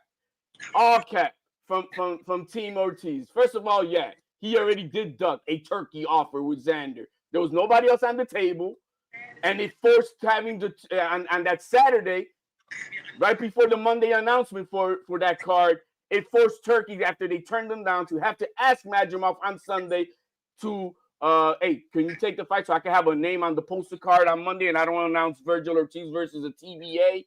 And that's what ended up happening. So they turned them down. Now, and then they took the fight for Madrimov, knowing that he was going to be fighting in 3 weeks versus Bohuchuk. Right. So he knew he was going to have an advantage. They were hoping for an extra advantage, which is why talk about it. Right, I didn't say nothing. I wanted to be broke out, but I was just giving what they said. But go ahead, Bill. They knew, so that's why they took Madrimov. Now, even before the Madrimov was accepted, Turkey had offered Madrimov to Ortiz for that December card. So it should have been not Madrimov and Bohuchuk. It should have been Madrimov and Virgil Ortiz. but they said no to the December card. But they said yes for the very February fight because they said, oh, he's fighting in 3 weeks. Now that guy's gonna get beat up because we all saw what Bohuchuk did to my ass. So they're like, okay, I have an advantage. Oh, that got taken away. But anyway, they denied Xander Zayas to take that fight. Now, before they even made this offer right now that they're supposedly saying to Xander this week, they were in negotiations with Thurman, and that fell through. Why did they go to Thurman first? I thought they wanted to be champions. Oh, then after that fell through. Then guess who they started making negotiations with? Lubin. But then when Coppinger put that out, then they're going to say, oh, but we have an offer for Xander. Look, man, what they're trying to do is avoid the stink up that Boots got for fighting Lima. They were always going to fight Lubin. Lubin was the guy they're going to fight. And that's that. Because if they really wanted to be champions, why aren't they making an offer to Backroom? Why are they taking away Backroom's challenger and not challenging Backroom? Now if they really want to fight, I love it. Now hey, that's really HLD props, bro. Now, he's cooking right now. He's cooking. Now, not only that, who on this panel thinks that Xander Zayas and Virgil Ortiz is a pay-per-view fight? Not me. Hell no. Talk about it, Joe. We already know this is a stinker. Now, as of when for a pay-per-view. Now, the thing is, the entire world knows that on the night that Xander Zayas became champion, you saw Bob Arum address Xander Zayas, Paco Varcasel, and Gustavo from the WBO and told them, I already told Paco and Gustavo, your first title defense is going to be in Puerto Rico in December. Yes. So the world knows that. The world knows that. This is not about being petty. Now, if they really wanted to make an offer, because Xander Zayas said to put it out. He put out the email like, bro, this is not even an offer. This is a fake offer. But I'm going to say yes to the fight. Just bring it to Puerto Rico. Now, where's the counter offer from Golden Boy Promotions? There isn't one. Why ain't they making the fight with take it? Hey, you want that belt? Be what you not. You never been a champion, and you don't have a belt, my man. So you 27 years. My guy has listened to his promoter since the age of 16 years old, and it's guided him to a world championship belt. At 22 years old, you think Xander Zayas is gonna? You think Xander Zayas is gonna? You think Xander Zayas is gonna listen to the opposing? No, don't tap in. Let me go. Go ahead. You think Xander Zayas is now gonna not listen to his legendary promoter who made him champion by the age of 22, and he's gonna listen to Oscar De La Hoya, his rival's fucking promoter? Yo, make a legitimate offer. The fight will sell out in Puerto Rico in the Coliseo San Juan. It's a fucking mega stadium with 19,500 seats. We already saw Xander Zayas get propped up by the #1 artist in the fucking world, Bad Bunny, presenting him as the champion. Bro, it's going to be sold out. Regardless of it. Now, I don't remember what event Virgil Ortiz is going to sell out next. Does anybody think that Lubin and Virgil Ortiz is a pay-per-view fight? No, they ain't selling shit. Is that fight going to sell more than 5,000 tickets? I don't know, but but no. Well, guess hey, what? HLD, can I ask you about Xander Zayas real quick? I just want to ask you. Any fight that Xander Zayas fights next in Puerto Rico is going to be a fucking sellout. So HLD, my final question. Let me hit HLD. Wait, Angela, let me hit him up. That's why I wanted to one more tap question, in. HLD, since you've been cooking, and one more question about Xander. I'll be right back. So, is Xander versus Conwell in Puerto Rico in December? What do you think? No, I don't think. It doesn't bring the same flair. But now what I would want is different. I would love to have Thurman in Puerto Rico. I think that's a great fight. That's a great fight. I would like to have even if Thurman loses to Fundura at the end of October. You still want that? I don't. That fight is not official. Oh shit! Really? Because they announced it here in Vegas for MGM Grand, bro. Is it on the? Is it announced by PBC? I'll look it up, but it was announced for MGM Grand. So I'll look it up for you though. But I mean, that's what I would have want. Who's it gonna be? So what I I want don't to, know yet. He only fought 3 weeks what I, ago, guys. so HLD, what I want to Yeah. tap into is what you were building on, and I respect it 100%. But didn't we hear when Boots offered to fight for the first 3 months, which after what's August, September, October, that Virgil's team was responding to him that they can't fight him or start negotiations till November because of his hand injury. So all of a sudden, this guy's fighting at the end of October or mid-October on the 18th, another fighter. He's out there calling out Xander Zayas, which is another fighter for October fights. Like this guy is looking for fights to be early. Like what's going Well, on? If this guy can't, if it right, the Virgil Ortiz fight that's being offered, the fake offer, because once they said pay-per-view, that means we're only going to give you 500,000. Everything else is on the back end and shit. right, That's a fake right. offer, but it's for December. It was Yeah, slated yeah, yeah. for Okay. December. For So they were moving January. it. So they were moving it back. But regardless, he's still trying to fight right now, right? He's still talking about Lubin and all these other fights Well, Lubin is the and next all. one. Right. So my point is, I'm just riding off your wave. Trust me. Pause. I'm just literally like on board with you right there because I think a lot of people really missed that conversation, that part of the conversation with Jerron Ennis. Now I'm not disrespecting any fighter, to a point, but this fight was actually called for, and the whole thing was the hand injury. But they want all these other fights across the board. I like the energy you put into that about moving that fight to Vegas. I felt the same way. I thought it was a man standing on a golf course talking about let's have the fight here is definitely trying to put that same energy they put into the Devin Haney fight. And I didn't mean to bring up Devin Haney. I hate doing that with Ryan Garcia, but just hear me out. When Ryan Garcia and Devin Haney first had the fight, Devin was the A side, and they canceled that fight because Ryan and Oscar wanted to establish the A side dominance into that fight. They wanted to manipulate that fight. Devin was silly enough to really want the fight that bad that they let them cancel the fight and they renegotiated it where Ryan became the A side. And a lot of people really missed that. And Oscar is very well known as, and that's where Eddie Hearn even got out the way of that fight because he's like, yo, man, look, I was all for it here, but these guys are going to take advantage of me. I'm pretty sure that's what happened behind scenes. Now we're looking at it at the same point of they're trying to do the same thing with Xander Zayas and Virgil Ortiz. So I am 100% understanding to where you're coming from, and it makes all the sense in the world of what they're trying to do in manipulation and the price of this fight. Yeah, this is where I'm HL, you was cooking, by the way, bro. Yeah, when you got your information down, HL, you're cooking. If the conversation ain't about Tio, or if it ain't about you know what I mean, generally speaking, HL be on his shit. I mean, he be on his shit anyway, but I'll be disagreeing like a motherfucker with him on Teofimo. Anyway, that being said, that being said though, 100%.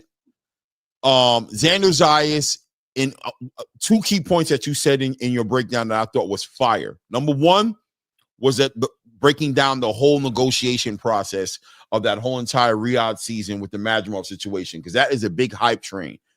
Virgil Ortiz Sr. must just be in the dark, and he's allowing Oscar De La Hoya to give him fake information, or am I have to call cap on what you're saying? Nonsense.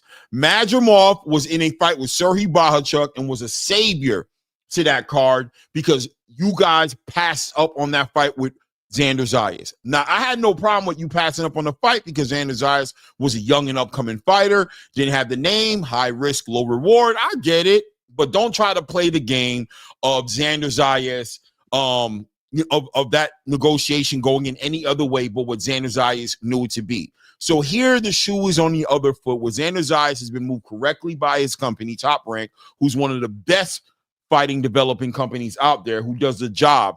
You want Xander Zayas to derail the plan that Top Rank has for him after he's fought and got a WBO championship and is in a position to make unification title fights, big fights, and also that his first title defense would be in his home country, Puerto Rico, to pass that up to come meet you in your arguable hometown of MGM, Las Vegas, just because of the Mexican fan base that's going to be there, and turn this into some kind of homecoming for you or some kind of big star fight for you where you become a champion, where you're an interim champion over there, the WBC, who should be fighting Sebastian Fundora or Keith Thurman, or you should be getting a title shot over there for him to go ahead and throw that all out to prove what point to you. No, you guys try to trick him out his spot. You try to trick him out of his belt, and he was smart enough, and his team was smart enough to say, I'll do it, but we're going to do it in Puerto Rico. We're going to do it in my home city. I'm the up-and-coming golden boy of Puerto Rico, not Edgar Berlanga. I'm the superstar that the island wants. I'm the young bull who's making all the power moves. You need to make your move your next best move. If you really want to do it, you step out on the limb and take a chance and get out my face with this pay-per-view nonsense. The model is dead, and we don't have enough following to even push anything like that. Stop trying to trick me into believing that this big pay-per-view. Oscar, go sit your tail down somewhere, brother. You don't want no smoke and no problems like that. Go ahead and let Virgil go fight Erickson Lubin, your original plan. And I also am going to land it on that third point that you made, HLD. And it was probably one of the best points on here, honestly, now that I think about it. You guys are fighting Erickson Lubin. Why didn't you put the offer in to fight Bakram, the actual champion? Why'd you take Erickson Lubin away from Bakram to fight his mandatory and Erickson Lubin, and you're not even fighting for a title with Bakram? Stop playing games, man. Stop playing games. And just a quick breakdown of what is A and B side. A side is the guy who's got something that B side wants and has never had and is never been. And if you want it, you got to acquiesce to what they want. As simple as that. That's just supply and demand, and just in anything in business. Xander is the champion because you got to remember when they turned him down. Oh, he's just a kid, man. He don't know what he thought. He trying to sun Xander. That was just one fight ago. And now you're saying, oh, now he's worthy of you. Now he's worthy of you. So just a fight ago, oh, he's not worthy. I'm fighting Majimov. What did that do for your career, buddy? It didn't do nothing. But now he's worthy. And just to add to whoever's listening to us and whoever's going to listen to us on the replay, there's nobody on the panel, including HLD, that's hating on Virgil Ortiz. No, not at all. No, nobody's hating on Virgil Ortiz. So if you think this is some weird Virgil Ortiz hate group, on the negotiation tactics that he's kept. Right, exactly. Virgil so I just want to make that clear. Let me make this clear. Virgil is an exciting fighter, must-watch TV type of shit. Now, if we want to start making a breakdown, well, yeah, I'm gonna sound like a damn hater because the bottom line is I saw Terrence Crawford fight Madrimov, and at the end of that fight, Crawford did not look like he was a victim of domestic violence. But I saw Madrimov fight fucking Virgil Ortiz, and bro, his face looked like, damn, bro, your man beat the shit out of you, didn't he? I just saw Bohuchuk fight Michael Fox and get outboxed. Dropped that Bohuchuk. At the end of the fight, Michael Fox looked like he didn't fight. But I saw Bohuchuk beat the living shit out of fucking Virgil, dropped him twice, and his face looked like he needed plastic surgery. So how good really is Virgil Ortiz? He's an exciting fighter. I give you that. He's got a lot of heart with a face that's his defense, a punching bag. That's what he is.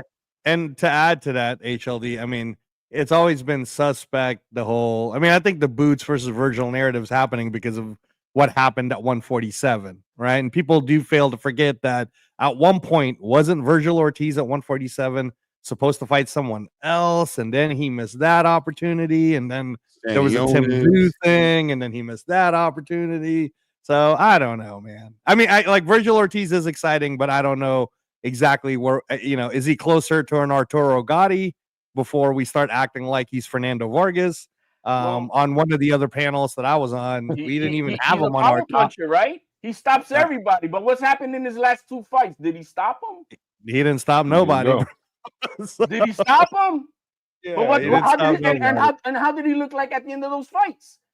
That's what I'm saying. I thought he lost the Bohuchuk. Anyway. One thing that I always liked about Virgil Ortiz is his willingness to, right? And I understand, I separate the business from the fighter. I think Virgil is down to fight all these guys, but I do believe, and shout out to L-Dub who put that out there, because I saw the father speak on why he didn't fight Bakram, that he didn't want to get into the rehydration clause because of the health issues he had about cutting weight at 147. Listen, man, so clearly Virgil is that weight cut. I'm going to keep my eye on you. I'm not going to start on you. I'm just going to keep my eye on you. But look, at the end of the day, the Xander Zayas negotiations is basura, bro. It's nonsense. It's garbage trash. It's poplar. You know what I'm saying? It's nobody's falling for that. Shout out to you, Xander Zayas, up and coming. I love Xander Zayas as a boxer.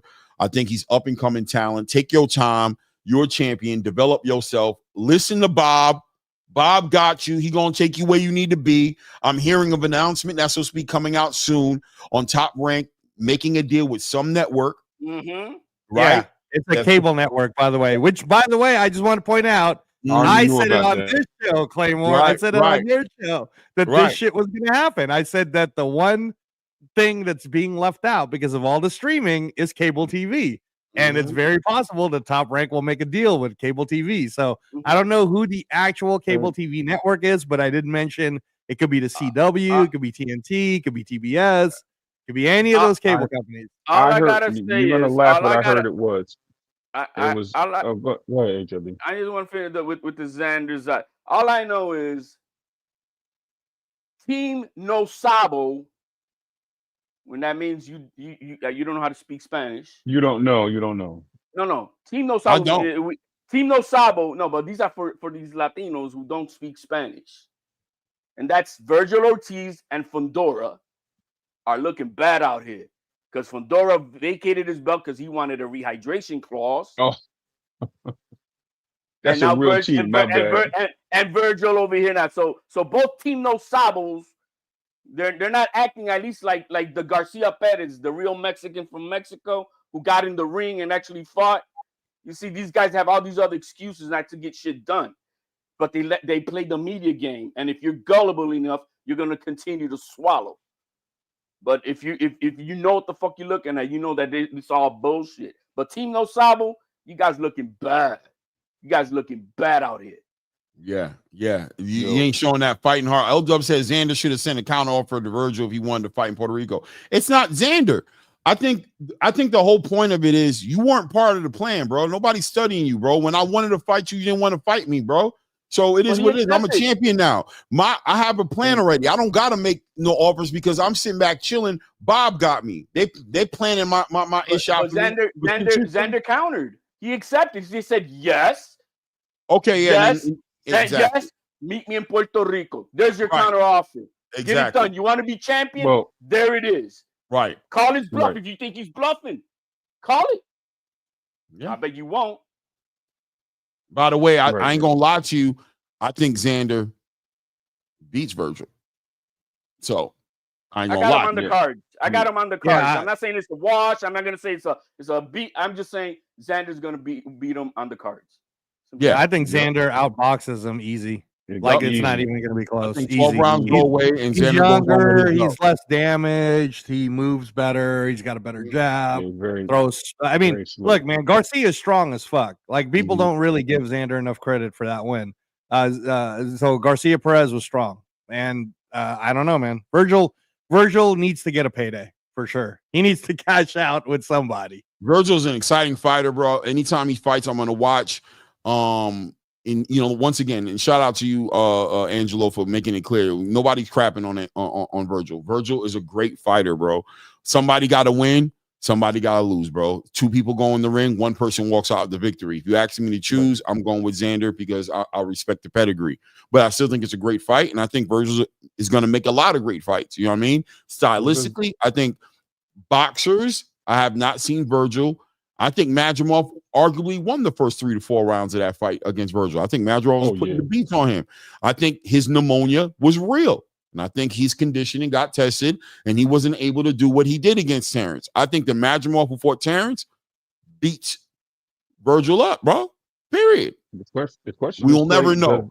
At the end of the day, he got the victory. Lubin. No excuses. But yeah, and Lubin, like I said, and I've been saying Lubin's not an easy fight, man. He's not. Because that's going to be a great fight.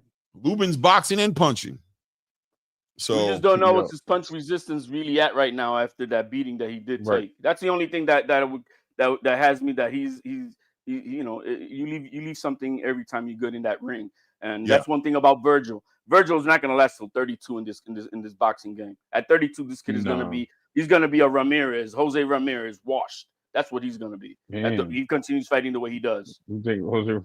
Hey, can we just do a quick mention real quick on Yoenis Tejas, who is defending his WBA interim belt, which is kind of the real belt because Crawford isn't at 154 anymore. So he is doing a title defense this Saturday. I just want to throw it out there. Yoenis Tejas He's the WBA 154 interim, quote, kind of the real champion right now, and he's doing a defense against Abbas Baru, who's the number 1 contender. Yes, sir. Yes, sir. Right. That is going down. Yeah, Let me ask you a question though. Where's Jaron Ennis ranked in the WBA? That's what he's lined up for. He's They lining fucking himself put him up for at that. number 1 already, bro. Yeah, they moved him up. That's what Ennis is doing, bro. 2020 Ennis is lining. to be lit. Hey man, they move it. They tiptoeing too, bro. That they're lining themselves up to fight Tellez because Tellez is gonna be the champion. I like for my panel to drop the bombs. You know, I just try to set up the questions. But you know what I'm saying? I like my panel to drop the jewels. You know what I'm saying? To drop the gems. You know what I'm saying? Why ain't they? Look, they offer. That's another guy. Turkey offered Bakum to Boots. No, listen, we ain't gonna do this with Boots, man. Hold on. Let me just say this. Yes, he did offer Bakum the Boots, but Boots are in the same situation that they talked about Virgil, is that rehydration clause. You do not want to get back in that IBF without a belt. And that's the whole point of him not fighting these guys. That, yup. You're going on 154, man. What you worried about rehydration clause? Bro, Bakum he's a 160-pound fighter easy. He's just fighting at 154 because he's moving up. Man, he just fought at 147. I'm not hearing Okay. Hey, Ray, can I just add this to your point too? So remember that as much as Xander is being Xander's trusting Top Rank to move him the right way, Boots Ennis just signed an extension with Eddie Hearn. He really believes that Eddie Hearn knows what he's going to do with Boots' career. So I just want to throw this out to you guys because these are just facts that are out there. Boots is fighting against Lima. Tough fight.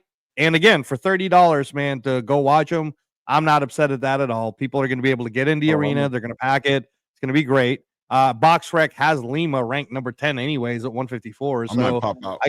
Again, that's a good fight. There. Yeah. It's the tickets are super affordable, Claymore. It's crazy.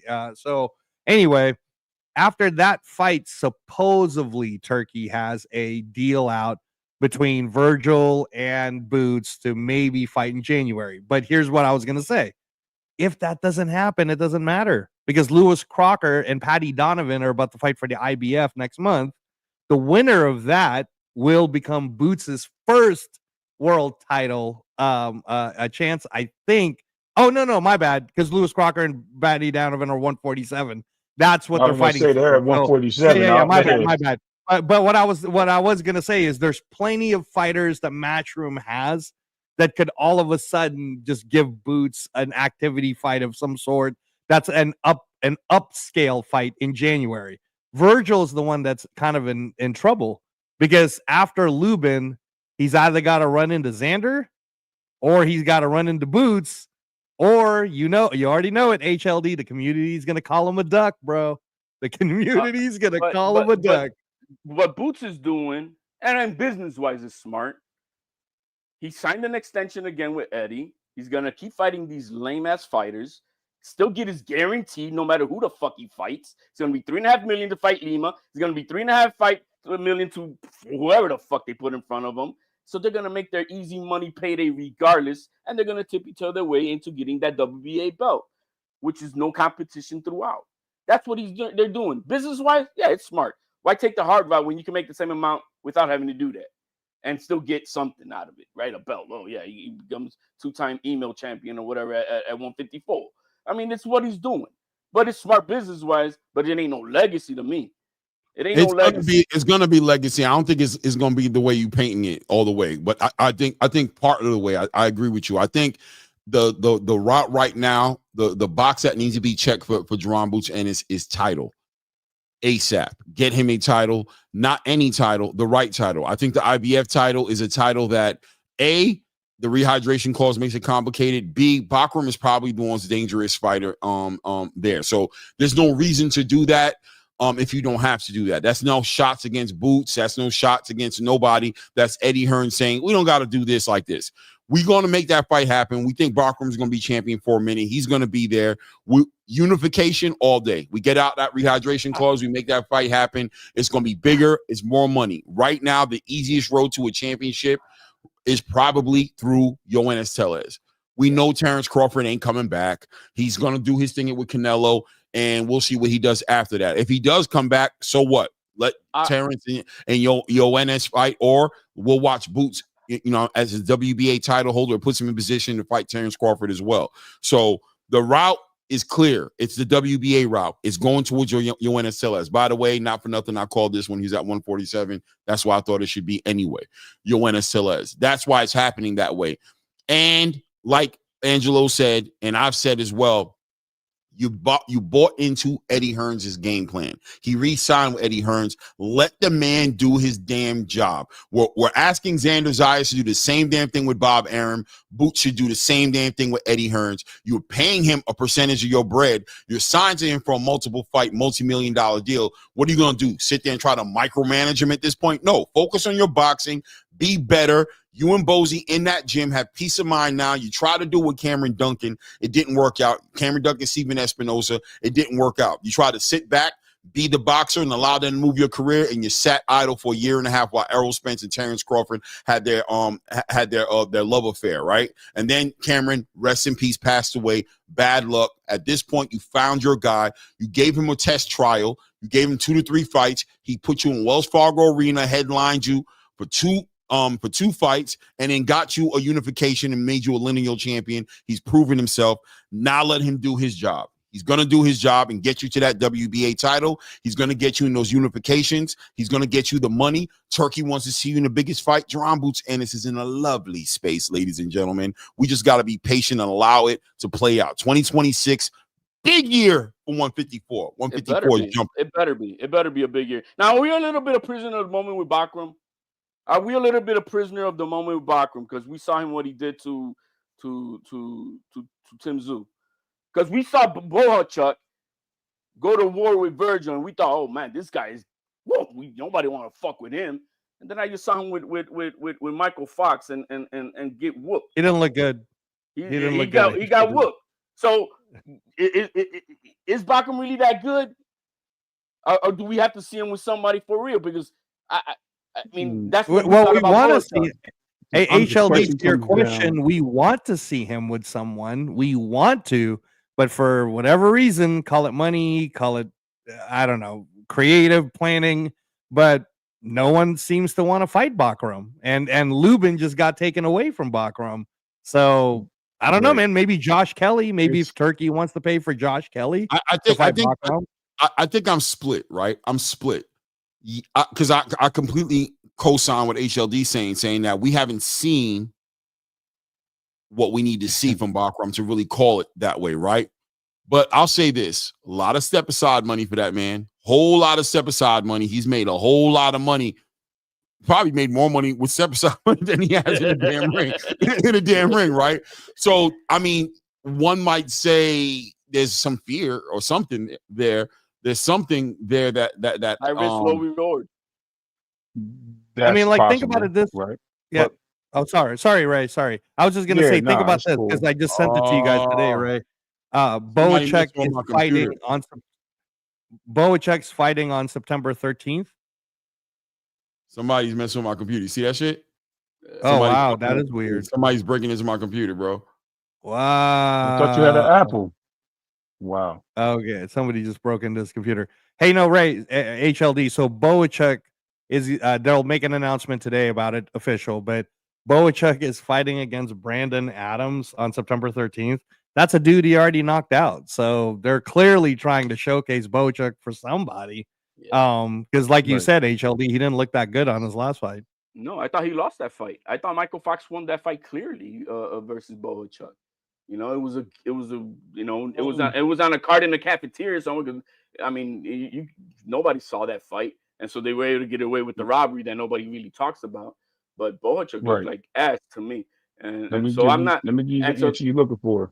I was trying to. And so the fact is, that's why I'm saying. I mean, I'm not saying that Bakram is on that same. I just don't know because all I know is that after Bakram fought Virgil, everybody thought that damn, this guy is whoa. And then I see him fight Michael Fox, and he's not that guy. And so, and I see now Virgil Ortiz fight two guys that other fighters have fought, and they didn't look like the way he did at the end of the fight. I know that. Right. You know. So check it. This is your answer, right? The key to this whole scenario that you have is one we're not really. I know you're not pushing triangle theories, but it's styles. Styles make fights. And the reason why you see a lot of these guys not fighting Bakram is not because of his style. It's like you said, low risk, low reward, right? It's like I can go fight a better fight to make more money than fight this guy, risk a loss for no money, right? Because you're not going to make the money with Bakram.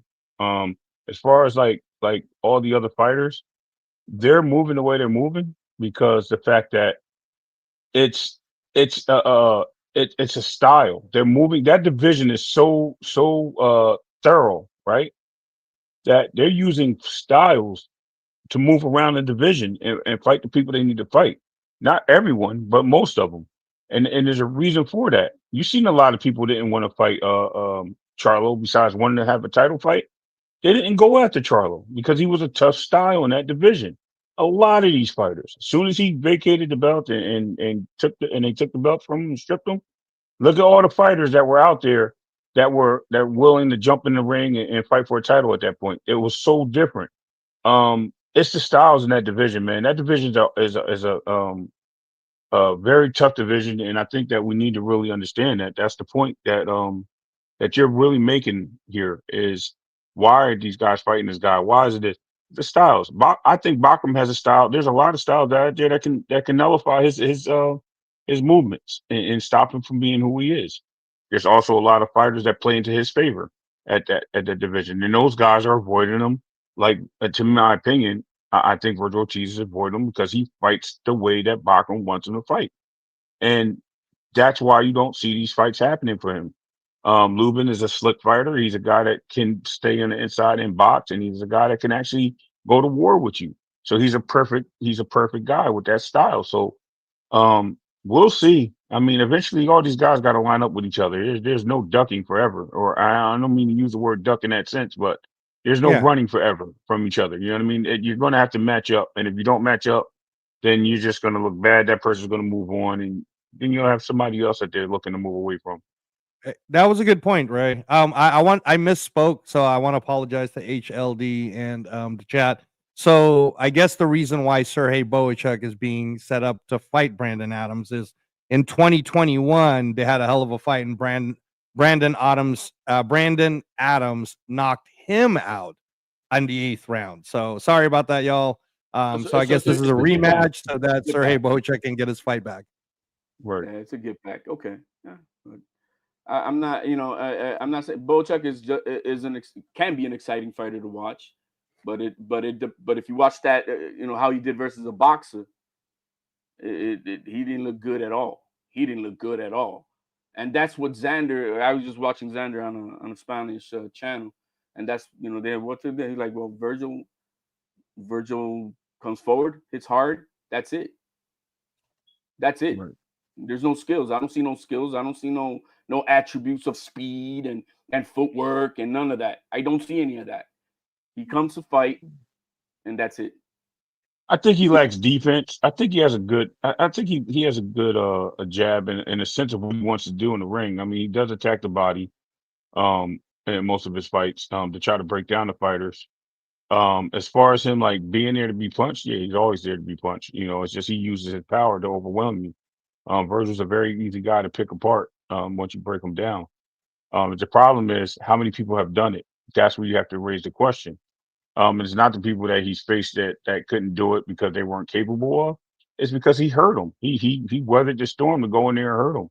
And when, like you said, look at his face, right? But if he's willing to weather the storm to go in there and put on the show and make sure he solidifies that victory, then Virgil's doing exactly what he wants to do. And that's what it all comes down to. Yeah, I think Virgil is a decent fighter. You know what I'm saying? Like you said, I like his jab. He attacks that body. He understands how to deal with those athletic fighters that don't want to stand in front of him. He has a game plan that makes sense. He's effective. He's undefeated. He's a puncher. He checks the boxes to make interesting fights. Only it's going to take special fighters to beat Virgil, not just anybody's just going to get in the ring and beat Virgil Ortiz. You know what I mean? Right. I think Xander's special, though. I think he's special. And I also think the longer people wait to get in the ring with him, the harder it's going to be for them. He's a fighter who gets better every fight. You see him evolve every single fight. And I think there's an understanding there with the Bob Arum, who understands that, we put him in a situation to get a title. We would have had him in there with Sebastian Fundora. Fundora would have taken the fight because we were going to gamble on our young bull to become a champion. But now that he's a champion, they're going to move him accordingly. And if you're going to fight him, you're going to fight him, and you're going to acquiesce, as my guy HLD said. You're going to take that knee. You're going to play your side, which is the B side, and you're going to fight him where he's comfortable at, or we have no problem having him fight his mandatories or to stylistically picking his fights. Why? Because he's a young fighter who's developing, and we're not going to miss out on the opportunity to develop him. If a great opportunity comes out on the table, can I ask you guys a question? Yes, sir. Yes, sir, Sheldon. Oh, sorry. Real quick, Sheldon. Can I just say this? Oh, go ahead. Go ahead. Go ahead. What I was going to say is, Clay, I knew this was coming when you were talking about Madrimov and Virgil, and here it goes.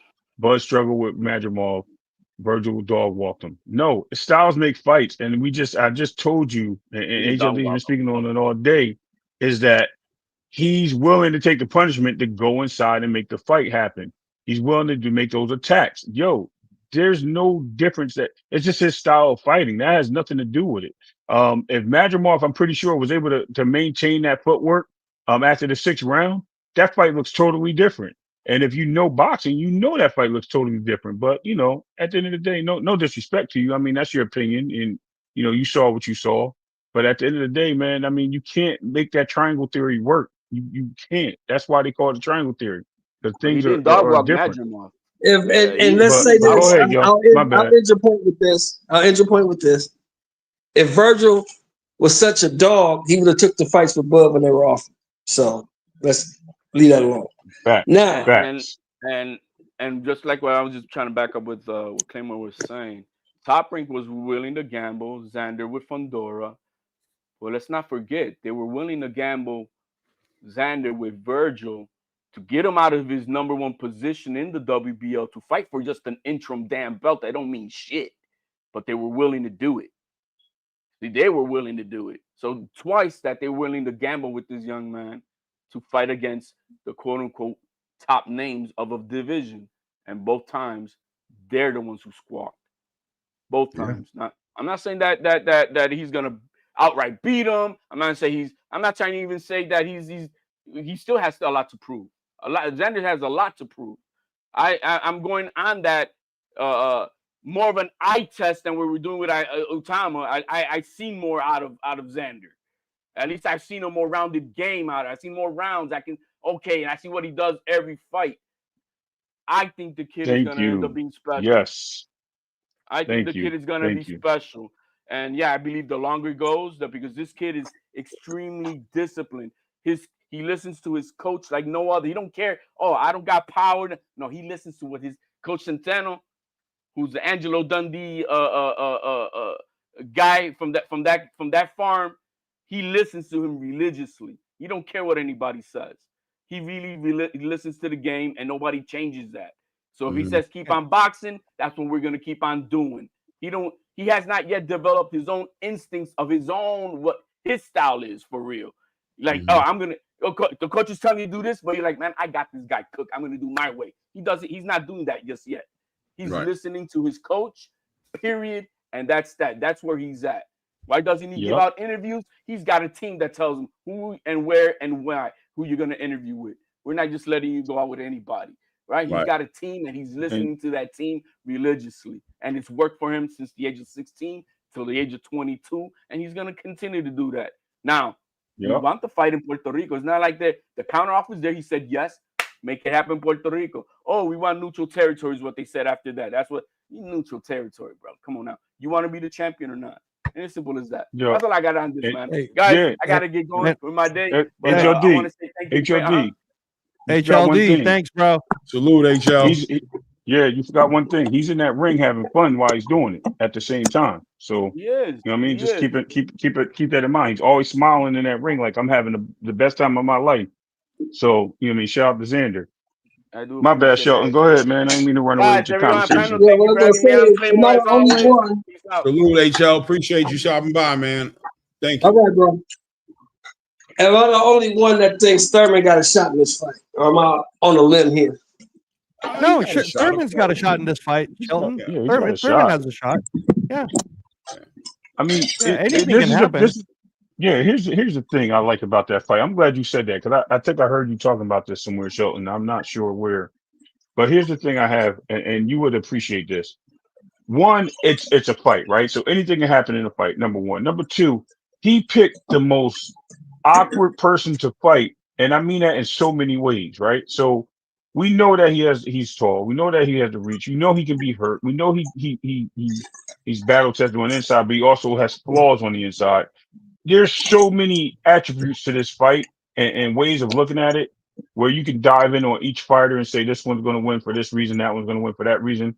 But when we actually look at it, I mean, Fedora's getting better. When I look at things, like he's gotten better. Do I think that Thurman is the guy for this fight? No, but he's a good matchup. He's a name. And he's the second fight moving up. I mean, Jarvis, whatever his name, Brock Jarvis. I said it backwards because he's corny. But anyway, remember that guy came up from like super featherweight or whatever he was and moved all the way up to 54 to fight this guy. He lost to Parle at 140. So he's not this like supersized fighter that we think he was, right? That he came in, he was just a jacked young guy that looked good in the magazines, but when you got him in the ring, he looked terrible. It was a great fight for Thurman because Thurman got his feet under him. He looked good. He got the knockout. But let's really be like convince ourselves of really what's going on. Age is undefeated. And I think I've seen, I don't know if we all seen it, but I've seen Thurman took some steps backwards since the Pacquiao fight. And call me crazy, but I just think that he's with the layoffs and things of that nature, it's just going to be hard for me to believe that he can beat Pandora, who's actually getting better and learning to utilize his tools, which he has naturally, as we watch him progress. So can he win? Yes. Does he win? In my opinion, no. Yeah, that's fair. That's fair. And just again, right? Like what's fun is I think the other day, and I don't know if you had already left on this one, Shelton. We were doing a discussion on the state of boxing and how good it is right now. Shout out HLD for the super chat, man. That's awesome. Did you see that, Clay? No, what you is see it? HLD? Oh shoot, my God! Salute. $10 super chat. Yeah, thank you for the support, HL. It says Xander L. Curano Zayas, the surgeon, is 22 and already forcing grown men to reroute careers, vacated belts, ghosted offers, fake deadlines, all because Zayas said yes. Hey, man, that's real, bro. That's real. You can give whatever you want to say about that kid, man, but all those things, Sebastian Pandora vacated his title. Virgil Ortiz ghosted the offer, and now everybody's giving him fake deadlines, all because he said yes, all because he took that opportunity to push it and become a champion, where a lot of people thought, oh, he's moving too soon. He's not ready. He's green. I was one of them. Yeah, now look at him. Now he's a champion. Actually, yeah, that's right. And I was going to use that point too, Clay, about Itauma. I was going to say, that's why I said Xander Zayas earlier. I was like, yo, we were looking the same way as Xander Zayas. Like a lot of people thought he was moving too soon. I was one of them. And now you're looking at Itauma in the same boat. And guess what? Is he moving too soon? No, he's not. He's right there for the taking. It's right. Just the path he took. It is what it is. So I respect Xander Zayas. I love that statement. Just remember that when you start talking about Itauma again, Mr. HLD, because I feel the same way. That's right, HLD. Don't talk bad about Itauma, man. That's right. Because your boy Xander benefited off of being moved too soon. Right. No, I was saying that on the other day we were talking. So the state of boxing is so good globally that I've talked to you about this before, Claymore. We currently in America we own 30% of the world champions currently.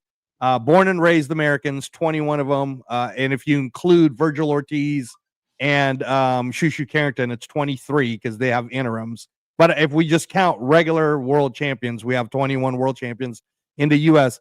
But it's so good that we were doing a list of the 20 what we would consider A-list elite fighters right now currently fighting, and you have to base it on their resume that they've already accomplished on top of how good they are currently right now. And the interesting thing that we found is it was easy to put the first 10 because that's the Ring Magazine rankings. There's nobody that's going to argue that the 10 pound for pound best at Ring Magazine isn't elite A levels. You know, number 10 is Benavidez, number 9 was Shakur, number 8 was Canelo. Like, you know, that was easy. So we were finding 11 through 20. And when we did a list of 11 through 20, looking at the current champions, what they've already accomplished, who we would consider A plus or A level elites, we didn't have any of the 154s on the list. They almost made it, but we didn't have any of them because we don't know what we don't know. We don't, you know, how good is Fundura? How good is Bakram? How good is Xander? Like, so we're very, very curious about that list. Yeah, no doubt. Guys, about that time for me, 3.5 hours into it. This was a good panel as usual, man. Shout out to everybody who was on the panel. Shout out to everybody who showed up in the chat. Please remember to hit that like button. Subscribe to the channel if you haven't done so. Shout out to all the super chats. Well, 2 super chats. You know what I'm saying? HLD and Anton Zegler. You guys know what it is, man. We got fights coming up this weekend. Tomorrow's show will probably be more encompassed into what's heading into the weekend. Go ahead, Angela. No. So reports on the fights is there is a fight tomorrow. They'll probably show it on replay somewhere. But No Limit Promotions in Australia is doing Nikita Zhu. Nikita Zhu's fighting. Brock Jarvis is fighting. Liam Paro might be fighting. But there's definitely a fight set in Australia happening tomorrow. And then there's also fights on, I want to make sure I'm saying it right, but I'm definitely Friday night at Carib Royale. There is a fight. What MVP Promotions is doing is a back-to-back night. So they're doing 10 fights on Friday and 10 fights on Saturday. So that's on the schedule. And Saturday's schedule for all of you guys who are boxing lovers, it's insane. It's all over the place. So on the zone in the morning, Jack Rafferty's fighting Mark Chamberlain in the main event. Yes, that will be. But the whole card is awesome, Claymore. But that fight is awesome. I like Mark Chamberlain. I like Mark Chamberlain. Yes, sir. No, Shelton, Mark you're absolutely was right. golden boy for a half a second, and he just dropped the ball against Josh Padley. Yeah. And then also on Saturday, on another part of Australia, but it will be on the zone, is Jake Wiley, Yusuf Dibb, Sky Nicholson. So that one might be the one that has Liam Paro fighting at 147 Saturday. And then on another card in Mexico, which is also on the zone, is Abel Gonzalez versus Alfonso Flores. That's on Saturday. So like I said, man, Saturday's all over the place on top of MVP Promotions, Carib Royale, Orlando, Florida, Yanquiel Rivera versus Angelino Cordova. Jermaine Ortiz is on that card. Stephanie Hahn, Yoenis Tejas versus Albaz Maru is on that card. Lucas Body versus Roger Gutierrez is on that card. Right. And then on the Friday is Jan Paul Rivera versus Daniel Bailey, Corey Marksman versus Luis Martinez, Yoelvis Gomez versus Edwin Humane, and a whole bunch of other ones. So lots of boxing this week, guys. Lots of boxing this week. Lots of boxing. I'm loving it. I appreciate you dropping the schedule too, man, because people need to know that. That's something we probably need to do more often, is let people know about some of these fights they're not even aware of. You know what I mean? Ray, Clay, you know what it is? Yeah. I'll see you tomorrow. I think you off tomorrow too, so you'll probably talk a little bit tomorrow. Oh yeah, I'll be on tomorrow. Yeah, I figured out your off days, Clay. Yeah, Tuesday, Wednesday, and Thursday. Yeah. So I'll see you guys tomorrow, man. Great show as always. Ray, thanks for stopping by. You didn't stop by last week, man. I kind of missed you. Hey, Mr. Shelton, don't forget Raider Nation, baby. Raider Nation. Oh yeah, for sure. For sure. We looking good, man. We dropped the ball Saturday, but that's okay. It's preseason. We're supposed to drop the ball in preseason. Yes, sir. Yes, sir. Thanks, Shelton. Drop the ball. Come on, man. Supposed to in preseason. That's what preseason is for. Drop the ball, pick it back up, get ready to roll. Okay. But I'll see you guys tomorrow, man. Great show as always. Talk to you soon. No doubt, man. Salute to everybody in the building, man. It's your boy Clay. It's that ATP Combat Media Show, man. Until the next one, we out. Who knew I would make it this far? They hated, they never believed me. Yeah, I would never drop the ball.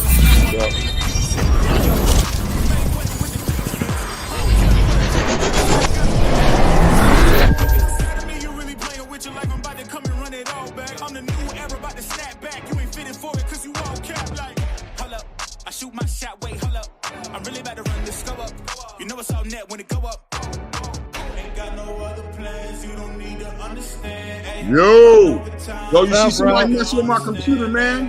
That was crazy. I was wondering what happened when you I don't disappeared. even know what to do, bro. I gotta like put a new antivirus or something. I'm scared to turn my computer on. I'm gonna disconnect my Ethernet from here because I don't know what's going on. I'm assuming it's just some hater just messing with me. I'm not know. I figure how did they break in though? How did they break in to get the controls? Because they nasty. They know what they doing. They out here. You know, I mean, you got to have that right that malware up there. That makes sense. But I figured if they were trying to do something nasty, it wouldn't play with me like that. They just go in there and do something. This is more so.